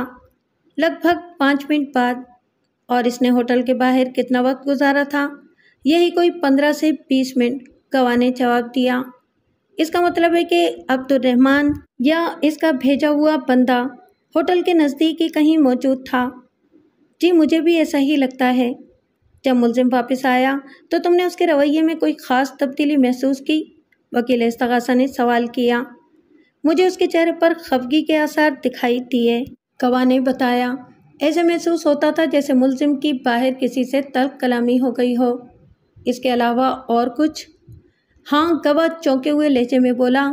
जब मुलजिम होटल से बाहर निकला तो खाली था, लेकिन वापसी पर मैंने उसके हाथ में एक लिफाफा देखा था। वो तेज़ कदमों से चलते हुए रिसेप्शन के पास से गुजरा और अपने कमरे में पहुंचने के बाद उसने 2 गिलास नीम गर्म दूध का ऑर्डर दिया था। दैट्स ऑल योर ऑनर, वकील इस्तगासा ने जज की तरफ देखते हुए बुलंद आवाज़ में कहा। यह साबित हो गया कि अब्दुर्रहमान या उसके भेजे हुए किसी शख्स ही ने फहश तस्वीर वाला वो लिफाफा मुलजिम को दिया था, और ऐन मुमकिन है कि इस लिफाफे के अंदर ख़तरनाक जहर और बेहोशी की दवा भी मौजूद हो। ये ज़रूर साबित हो जाता, मगर इस सूरत में कि अगर आपने मज़कूरा लिफाफा अब्दुर्रहमान या इसके फ़रज़ दादा को मुलजिम के हाथ में थमाते हुए देखा होता। मैंने एक एक लफ्ज़ पर जोर देते हुए तंज़िया लहजे में कहा। लेकिन बकुआ की रात आप तो होटल के बाहर मौजूद ही नहीं थे, और न ही आपने वो लिफाफा खोल के उसके अंदर झांका था। लम्हाती तवक्कुफ़ के बाद मैंने एक गहरी सांस खारिज की और फिर कहा, दर हकीकत साबित ये हुआ कि आप मोअज़्ज़ज़ अदालत के सामने बेपरखी उड़ा रहे हैं, ये जानते बूझते हुए भी कि अदालत ठोस सबूत का तकाजा करती है। अनदेखी और अनपरखी हुई लंबी लंबी या छोटी छोटी छोड़ने से बात नहीं बनती मेरे फाजिल दोस्त। मेरी इस कारी ज़र्ब पर वकील इस्तगासा तिलमिला कर रह गया। उसने खशमगी नज़र से मुझे घूरा। सफदर अली, मैं गवाह की तरफ मुतवज्जा हो गया और उसके चेहरे पर निगाह जमाकर इस्तफसार किया। तुमने भी कमाल की नज़र पाई है, इसे उकाबी निगाह भी कहा जा सकता है। जब वक़ुआ की रात मुलजिम बाहर से वापस होटल में आया तो तुमने उसके चेहरे पर गुस्सा और हाथ में एक लिफाफा देख लिया था। तुमने अभी थोड़ी देर पहले अपने वकील के तवस्सुत से अदालत को यही बताया है ना? मेरा आखिरी जुमला चूँकि सवालिया था, इसलिए वो मेरे इब्तिदाई जुमलों की तलखी को हलक से उतारते हुए जवाब देने पर मजबूर हो गया। जी वकील साहब, मैंने यही कहा है। वेरी गुड, मैंने सराहने वाले अंदाज में कहा। अब ज़रा थोड़ी सी मेरी मदद भी कर दो। मैंने बात को मुकम्मल नहीं किया तो इस्तगासा का गवाह सफदर अली उलझनज़दा सवालिया नज़र से मुझे तकने लगा। मैंने पूछा, मुझे बताओ वो लिफाफा किस तरह का था? किस तरह का? मैं कुछ समझा नहीं वकील साहब। इसकी उलझन सवा हो गई। मेरा मतलब है, मैंने वजाहत करते हुए मुतदिल अंदाज में कहा, वो डाक के लिफाफे जैसा था, या सीवी वाले लिफाफे जैसा, या फिर शादी और दीगर खुशी के मौके पर दिए जाने वाला लिफाफा जिसमें हस्बे तौफीक या हस्बे ज़र्फ़ करेंसी नोट रखे होते हैं। वो शादी वाला लिफाफा था। वो तुरंत बोला। कलर? मैंने गवाह की आंखों में आंखें डालकर सवाल किया। मुलजिम के हाथ में मौजूद लिफाफे का रंग क्या था? वो नीले रंग का लिफाफा था, गवाह ने सरसराती हुई आवाज़ में जवाब दिया। मुझे गवाह से और कुछ नहीं पूछना जनाब आली, मैंने जज की तरफ देखते हुए ठोस अंदाज में कहा। लेकिन इस मौके पर मैं अपने फाजिल दोस्त को एक सलाह ज़रूर देना चाहूँगा, अगर मोअज़्ज़ज़ अदालत की इजाज़त हो तो। परमिशन ग्रांटेड, जज ने मुतदिल अंदाज में कहा। माय डियर काउंसलर, मैंने रूए सुखन वकील इस्तगासा की तरफ मोड़ते हुए गहरी संजीदगी से कहा। शेज़ोरी की दुनिया में खलीफा हजरात अपने पट्टों को अखाड़े में उतारने से पहले अच्छी खिलाई पिलाई के अलावा इनसे कड़ी कसरत भी कराया करते थे, ताकि इनका पहलवान मुकाबले के दौरान में सीसा पिलाई हुई दीवार के मानंद अपने हरीफ के सामने डटा रहे। लेकिन आपने तो बग़ैर किसी होमवर्क के अपने गवाह सफदर अली को भूखा प्यासा लाकर कटहरे में खड़ा कर दिया है। अब उसकी टांगें कपकपाएंगी नहीं तो और क्या होगा? आपने तो वकालत और खिलाफत को दिन दहाड़े बेआबरू कर दिया है। वो बिफरे हुए लहजे में बोला। आप कहना क्या चाह रहे हैं? میرے عرض کرنے کا مقصد یہ ہے میرے فاضل دوست، میں نے اس کے چہرے پر نگاہ گاڑ کر واشگاف الفاظ میں کہا، اگر گواہ کی زبان سے جھوٹی بلوانا تھا تو ڈھنگ سے اس کی تیاری تو کرا دیتے، یہ کیا بکواس ہے؟ وہ تیش میں آ گیا، یہ بکواس نہیں، حقیقت بیانی ہے، میں نے کلمہ بکلمہ جواب دیا۔ آپ اپنی حدود کو پھلانگ رہے ہیں۔ اس نے مجھے کینہ توز نظر سے گھورا۔ مجھے اپنی حدود و قیود کا بخوبی علم ہے، میں نے ٹھہرے ہوئے لہجے میں کہا، لیکن سچائی کو اجاگر کرنے کے لیے اگر تھوڑی بدتمیزی بھی کرنا پڑے تو جائز ہے۔ Order order order in my court. ہمیں آپس میں الجھتا دیکھ کر جج نے چوبی ہتھوڑے کو حرکت میں لاتے ہوئے مجھ سے کہا، ڈیفینس، کیا آپ اپنی بات کو آسان الفاظ میں بیان کر سکتے ہیں؟ آف کورس یور آنر، میں نے آواز بلند کرارے لہجے میں کہا۔ ہاتھ کنگن کو آرسی کیا ہے اور پڑھے لکھے کو فارسی کیا ہے؟ یہ جملہ میں نے وکیل استغاثہ کی طرف دیکھتے ہوئے سلگانے والے انداز میں ادا کیا تھا۔ اس کے بعد میں دوبارہ جج کی جانب متوجہ ہو گیا۔ جناب عالی، ابھی معزز عدالت کے روبرو استغاثہ کے گواہ صفدر علی نے پورے وثوق کے ساتھ بتایا ہے کہ وقوع کی رات جب ملزم باہر سے ہو کر واپس آیا تو اس کے ہاتھ میں نیلے رنگ کا لفافہ تھا۔ مذکورہ لفافے کے حوالے سے استغاثہ کا اغلب گمان یہی ہے کہ اس کے اندر عریاں تصاویر کے علاوہ سریع الاثر زہر اور خواب آور ادویہ بھی رکھی ہوئی تھیں۔ یہ میں نہیں کہہ رہا، وکیل استغاثہ نے چند منٹ پہلے گواہ پر جرح کرتے ہوئے اپنا خیال ظاہر کیا ہے۔ سو پوائنٹ از، میں نے ڈرامائی انداز میں کہا، جناب عالی، تصاویر والے لفافے کا رنگ نیلا نہیں بلکہ گلابی ہے اور مذکورہ لفافہ اس وقت بھی آپ کے سامنے میز پر رکھا ہوا ہے۔ آپ اسے دیکھ کر میرے بات کی تصدیق کر سکتے ہیں۔ پراسیکیوٹر کے جھانکنے پر بھی کوئی پابندی نہیں ہے۔ میرے خاموش ہوتے ہی جج، وکیل استغاثہ، انکوائری آفیسر اور حاضرین مجلس کی نگاہیں بیک وقت میز پر موجود لفافے کی جانب اٹھ گئیں جسے جج نے میز پر سے اٹھا لیا تھا۔ یور آنر، جائے وقوع سے پولیس نے ملزم کا بیگ اپنے قبضے میں کر لیا تھا، میں نے ٹھوس انداز میں کہا، اور اب وہ سارا سامان معزز عدالت کی کسٹڈی میں ہے۔ مذکورہ سامان میں دولہا دلہن کے کپڑوں کے علاوہ وہ تمام لفافے بھی جوں کے توں رکھے ہوئے ہیں جن کے اندر کرنسی نوٹ رکھ کر مہمانوں نے دولہا اور دلہن کو دیے تھے۔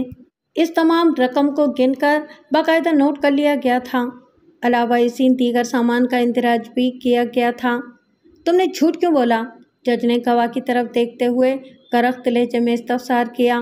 کیا تمہیں معلوم نہیں کہ جھوٹی گواہی پر تمہیں اس عدالت سے سزائے قید بھی ہو سکتی ہے جس کی مدت 1 سے 3 سال ممکن ہے؟ مجھ سے غلطی ہو گئی سر جی، وہ جج کی طرف دیکھتے ہوئے منت ریز لہجے میں بولا، آئندہ میں کبھی گواہی دینے عدالت میں نہیں آؤں گا۔ گواہی کے لیے یہاں آنے پر کوئی پابندی ہے اور نہ ہی سزا، جج نے استغاثہ کے گواہ کے کانوں کے کیڑے جھاڑتے ہوئے خفگی آمیز انداز میں کہا، مگر عدالت میں آنے کے بعد صرف سچ بولنا ہے اور سچ کے سوا کچھ نہیں کہنا، ورنہ نتائج کے خود ذمہ دار ہوگے، سمجھ گئے نا؟ جی میں سمجھ گیا، صفدر علی نے فدویانہ انداز میں کہا۔ اسی وقت وقوع والے ہوٹل کے مینیجر ارشاد حسین بزمی کی آمد کی اطلاع ملی۔ عدالت کا مقررہ وقت ختم ہونے میں آدھا گھنٹہ رہ گیا تھا اور کچھ ہو یا نہ ہو مگر بزمی زبان کا دھنی ثابت ہوا تھا۔ وکیل استغاثہ کی اچھی خاصی سبکی ہو چکی تھی، لہٰذا اس نے فوراً سے پیشتر اپنے گواہ کو وٹنس اسٹینڈ پر کھڑا کر دیا۔ جج نے مجھ سے مخاطب ہوتے ہوئے کہا، ڈیفینس پلیز پروسیڈ۔ بزمی صاحب، پچھلی پیشی پر آپ نے معزز عدالت کو بتایا تھا کہ آپ نے گیدر سنگھی کا نام تو سنا ہے لیکن کبھی اسے دیکھا نہیں۔ میں نے گواہ کے چہرے پر نگاہ جما کر معتدل انداز میں کہا، میں آپ کی یہ خواہش بھری عدالت میں پوری کر سکتا ہوں لیکن اس کے لیے آپ کو میرا ایک کام کرنا ہوگا۔ آپ کام بتائیں وکیل صاحب، وہ پرمسرت لہجے میں بولا۔ دراصل وہ کوئی کام نہیں بلکہ میری وہی درخواست ہے جس کا ذکر میں نے پچھلی پیشی پر کیا تھا، میں نے کہا۔ جو بھی ہے آپ بتائیں تو، وہ بے تابی سے بولا۔ آئندہ پیشی پر آپ اپنے باس مرزا نصیر بیگ کی چھوٹی بہن کو تھوڑی دیر کے لیے اس عدالت میں لے کر آئیں گے، میں نے ٹھہرے ہوئے لہجے میں کہا۔ اس کے بدلے میں گیدر سنگھی آپ کے ہاتھ پر رکھ دوں گا جو آپ کے اور آپ کی میڈم کے جملہ تمام خانگی اور بیرونی مسائل کو چٹکی بجاتے میں حل کر دے گی۔ آبجیکشن یور آنر، وکیل استغاثہ نے احتجاجی لہجے میں کہا، یہ کس قسم کی فرمائش؟ मेरा मतलब है कि ये कैसी दरख्वास्त है? गवाह की मैडम का ज़ेर समाअत केस से क्या लेना देना? डिफेंस जज ने मुझसे इस्तफसार किया, क्या आप मज़कूरा खातून को महज गवाह की ख्वाहिश पूरी करने के लिए अदालत में बुलाना चाहते हैं या इनका इस केस से भी कोई ताल्लुक़ है? सिर्फ ताल्लुक़ नहीं जनाब आली, बल्कि वो इस केस का अटूट अंग हैं। मैंने चटानी लहजे में कहा, मैं अपने इस दावे को मुअज़्ज़ज़ अदालत के सामने साबित करके दिखा दूंगा। ऑब्जेक्शन ओवर रूल्ड, जज ने फैसला कुन अंदाज में कहा और फिर इस्तग़ासा के गवाह से पूछा, मिस्टर बज़मी, क्या आप डिफेंस की ख्वाहिश यानी कि दरख्वास्त पर गौर कर सकते हैं? मैं अपनी मैडम को अदालत में पेश होने के लिए राज़ी करने की कोशिश करूँगा, इरशाद हुसैन ने शकस्त खुर्दा अंदाज में कहा। इसके साथ ही अदालत का मुकर्ररा वक्त ख़त्म हो गया और जज ने 1 हफ्ते बाद की तारीख देकर अदालत बर्खास्त कर दी। मंजर इसी अदालत का था और विटनेस स्टैंड पर मुलजिम का रफ़ीक़े कार कुलीग इम्तियाज़ हुसैन खड़ा था। वकील इस्तग़ासा की जानिब से ये आखिरी गवाह था और इम्तियाज़ हुसैन का बयान हल्फी रिकॉर्ड हो चुका तो वकील इस्तग़ासा ने सरसरी सी जिरा के बाद इसे फारिग कर दिया। लेकिन इस रोज़ में वकील इस्तग़ासा के बरक़्स ख़ासी जारहाना मूड में था। इम्तियाज़ साहब, जज की इजाज़त हासिल करने के बाद मैं गवाह के नज़दीक चला गया और उसके चेहरे पर निगाह गाड़कर अपना काम शुरू कर दिया। क्या ये दुरुस्त है कि मकतूला के आने से पहले आपके और मुलजिम के बीच अच्छी खासी दोस्ती थी? मेरा मतलब है कि नौरीन के अखबार ज्वाइन करने से पहले। जी, ये बात बिल्कुल दुरुस्त है, वो इस बात में गर्दन हिलाते हुए बोला। मैं तो यही चाहता था कि हमारी दोस्ती का सिलसिला यूं ही चलता रहे, लेकिन मुलजिम के जहन में एक ऐसा शक जड़ पकड़ गया था जिसका इलाज मेरे पास क्या, हकीम लुकमान के पास भी नहीं हो सकता था। शक है ही ऐसी चीज़, मैंने सपाट लहजे में कहा और पूछा, आपको इस शक का सबब तो मालूम होगा? मुलजिम के जहन का फतूर समझ लें, वो बेजारी से बोला। इसे ये वहम हो गया था कि मैं भी नौरीन में दिलचस्पी रखता हूँ, हालांकि ऐसी कोई बात नहीं थी। मगर मुलजिम का ये वहम बेबुनियाद तो नहीं था, मैंने कुरेदने वाले अंदाज में कहा। आप मुसलसल इसे मकतूला के खिलाफ भड़काते रहते थे। वो जिस लड़की से शादी करने का फैसला कर चुका था, आप हर लम्हा उसे बद किरदार साबित करने की कोशिश में मसरूफ़ रहते थे। ये सब मैं कैसर की भलाई में कर रहा था। इसका मतलब है कि आप मकतूला के माजी से वाकिफ़ थे? जी हाँ, बिल्कुल, वो पुरवसूख अंदाज में बोला और बादशाह मेरी बात 100% दुरुस्त साबित हो गई। वो उरियां और शर्मनाक तस्वीर नौरीन के घिनौने माजी का मुंह बोलता सबूत हैं। मज़कूरा तस्वीर पर हम बाद में आएंगे, मैंने इसके जोश पर पहरा बिठाते हुए कदरे सख्त लहजे में कहा। मुअज़्ज़ज़ अदालत ये जानना चाहती है कि आपको मकतूला की बेराह रवी का इल्म कैसे हुआ था? मेरे एक दोस्त की बहन इस फैशन मैगज़ीन में काम कर चुकी है जहाँ से नौरीन काम छोड़कर हमारे अखबार में आई थी, वो मोतदिल अंदाज में बोला। इसी दोस्त ने मुझे कामरान मुराद की अय्याशियों के बारे में बताया था। 1 मिनट, मैंने कता कलामी करते हुए कहा। मज़कूरा मैगज़ीन की एडिटर का नाम तो फ़ज़ीला कामरान है और इसके मैगज़ीन का सेटअप कामरान मुराद के प्रोडक्शन हाउस से बिल्कुल अलग है। अब ठीक कह रहे हैं वकील साहब, वो सर को इस्बाती चुंबिश देते हुए बोला। अगरचे दोनों मियाँ बीवी का बिजनेस अलग था, मगर कामरान मुराद फैशन मैगज़ीन के हर मामले में पेश रहता था। मैडम फ़ज़ीला इसकी बदआमालियों से सख्त तंग थी। नौरीन से पहले भी वो मुत्तहिद ख़वातीन को सुहाने ख्वाब दिखाकर अपनी हविस का निशाना बना चुका था। ज़रा एहतियात से इम्तियाज़ साहब, मैंने हाथ के इशारे से इसे रोकते हुए गहरी संजीदगी से कहा। इस दुनिया से रुखसत हो जाने वाला चाहे कितना भी बुरा क्यों ना हो, इसे अच्छे अल्फाज में याद करना चाहिए। ऐसा कहा तो जाता है, मगर मैं अपने मिजाज से मजबूर हूँ, वो बेजारी से बोला। जब तक मैं गलत को गलत न कह लूँ, मुझे करार नहीं आता। इम्तियाज़ साहब, क्या आप जानते हैं मैं आपकी इसी बेकरारी और बेसुकूनी का शाफी इलाज करने वाला हूँ, मैंने मायना खेज अंदाज में कहा। वो पलकें झपकाते हुए बोला, मैं कुछ समझा नहीं।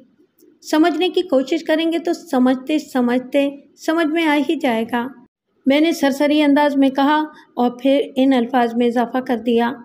मैंने सुना है कि कामरान मुराद के कत्ल के बाद मैडम फ़ज़ीला काफ़ी परेशान रहने लगी हैं। एक तो इनका बड़ा भाई लाइलाज मर्ज़ में मुब्तला है, ऊपर से शोहर भी दाग़े मफारकत दे गया।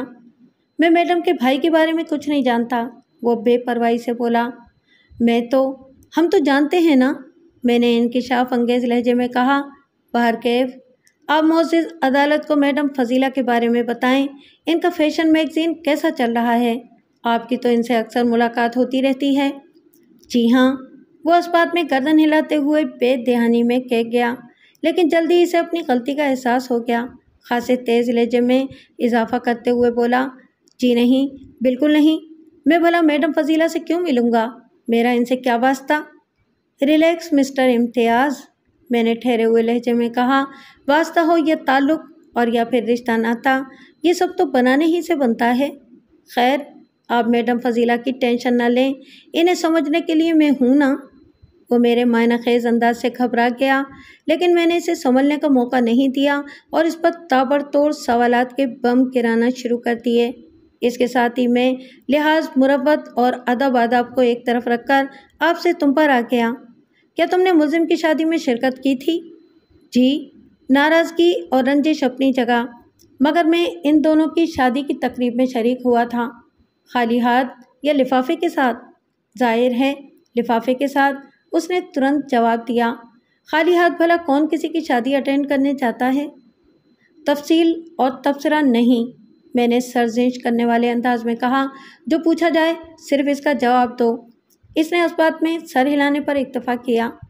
تم نے اپنے لفافے کے اندر کوئی رقم بھی ڈالی تھی یا پھر؟ میں نے دانستہ جملہ ادھورا چھوڑا تو وہ جلدی سے بولا، میں نے لفافے میں 500 روپے رکھے تھے۔ تمہاری تنخواہ کتنی ہے؟ 3000 روپے۔ پھر تو تم نے خاصی فیاضی سے کام لیا، میں نے زیر لب مسکراتے ہوئے کہا۔ یقیناً تم نے لفافے کے اوپر اپنا نام بھی لکھا ہوگا تاکہ پتہ چلے کہ یہ سلامی کس دریا دل شخص کی جانب سے ہے۔ جی جی بالکل۔ کیا جی جی اور کیا بالکل؟ مطلب یہ کہ میں نے لفافے کے اوپر اپنا نام لکھا تھا، وہ وضاحت کرتے ہوئے بولا۔ آپ نے تفصیل میں جانے سے منع کیا ہے، اس لیے میں نے مختصر جواب دیا تھا۔ ٹھیک ہو گیا، میں نے سرسری انداز میں کہا اور پھر روئے سخن جج کی جانب موڑتے ہوئے ان الفاظ میں اضافہ کر دیا، یور آنر، میری معزز عدالت سے استدعا ہے کہ استغاثہ کے گواہ کو وہ تمام لفافے دکھائے جائیں جو گرفتاری کے وقت جائے وقوع پر ملزم کے بیگ سے برآمد ہوئے تھے۔ ملزم کا تمام سامان عدالت کے مال خانے میں محفوظ ہے۔ آئندہ 10 منٹ میں شادی مبارک والے تمام لفافے امتیاز حسین کے سامنے رکھ دیے گئے۔ ان لفافوں کے اندر سے رقم نکال کر الگ جگہ پر محفوظ کر دی گئی تھی۔ ملزم کے دیگر سامان کی طرح وہ رقم بھی ملزم کی امانت کے طور پر عدالت کی کسٹڈی میں موجود تھی اور اس کا باقاعدہ اندراج بھی کیا گیا تھا۔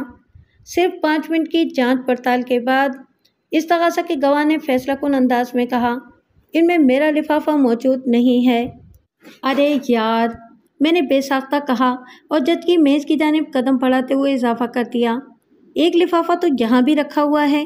یہ وہی گلابی لفافہ تھا جس کے اندر کامران اور نورین کے غیر شرعی تعلقات کا ثبوت عریاں تصاویر کی شکل میں بند تھا۔ میں نے مذکورہ لفافہ اٹھا لیا اور اس کی عقبی جانب امتیاز حسین کی آنکھوں کے سامنے لاتے ہوئے استفسار کیا، کہیں تمہارا لفافہ یہی تو نہیں ہے؟ اس پر لکھا ہے، نیک خواہشات کے ساتھ امتیاز حسین۔ میں نے حقیقت کو آشکارا کرنے کی غرض سے استغاثہ کے گواہ امتیاز حسین کے سامنے غلط بیانی کی تھی۔ اس گلابی لفافے کی سامنے والی طرف کچھ بھی نہیں لکھا ہوا تھا، وہ میرے پھیلائے ہوئے جال میں پھنس کر رہ گیا۔ جی ہاں، یہ میرا ہی لفافہ ہے، وہ بڑے اعتماد سے بولا۔ میں نے اسی گلابی لفافے میں 500 روپے رکھ کر ملزم کو دیے تھے۔ پکا؟ جی بالکل پکا۔ فریز کر دیا جائے؟ اس نے مضبوط لہجے میں کہا۔ یس سر۔ میں نے گلابی لفافے کو اپنے ہاتھ میں گھمانے کے بعد اس کا سامنے والا رخ استغاثہ کے گواہ امتیاز حسین کو دکھاتے ہوئے کہا، مگر اس پر تو کچھ بھی نہیں لکھا ہوا۔ ہاں، البتہ یہ تمہارا ہی دیا ہوا لفافہ ہے جس میں تم نے 500 روپے نہیں بلکہ چند عریاں تصاویر رکھ کر ملزم کو تھما دیا تھا۔ اس کا چہرہ سیاہ پڑ گیا اور وہ برسوں کا بیمار نظر آنے لگا۔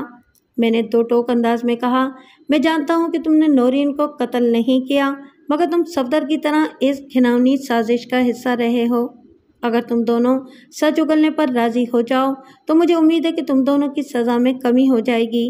پھر میں نے جج کی جانب مڑتے ہوئے گمبھیر انداز میں کہا، جناب عالی، ہوٹل کے مینیجر ارشاد حسین بزمی نے اپنی جس میڈم کا ذکر کیا تھا وہ خاتون فضیلہ کامران ہی ہے، اسی لیے میں نے پچھلی پیشی پر انہیں عدالت میں حاضر ہونے کی خواہش کا اظہار کیا تھا، کیونکہ وہی عدالت کو بتا سکتی ہیں کہ ان کے شوہر کامران مراد کے قتل میں استعمال ہونے والا پسٹل جائے وقوع والے بیڈ کے نیچے کیسے پہنچا اور اریاں تصاویر والا گلابی لفافہ ملزم کی جیب میں کس نے ڈالا۔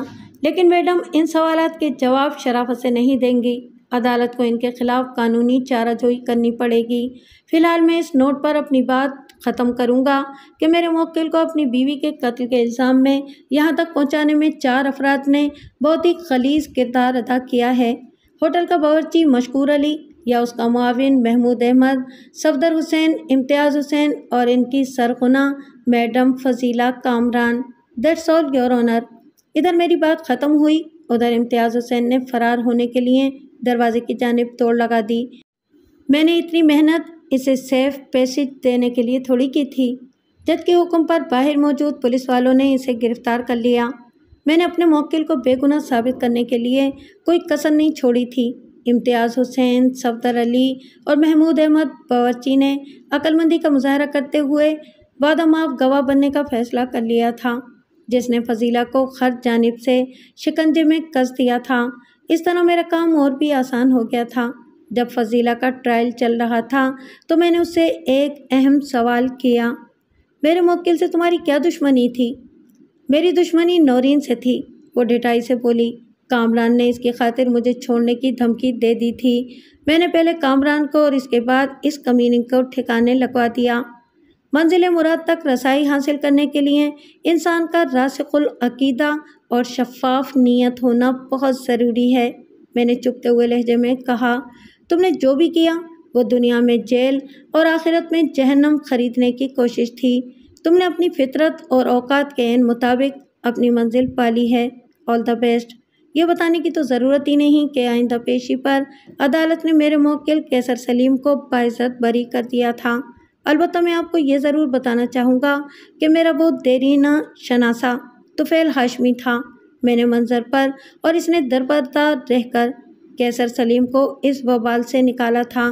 ہاشمی صاحب نے صحیح معنوں میں منزل مراد پالی تھی اور اپنے ہاشمی ہونے کا حق بھی ادا کر دیا تھا۔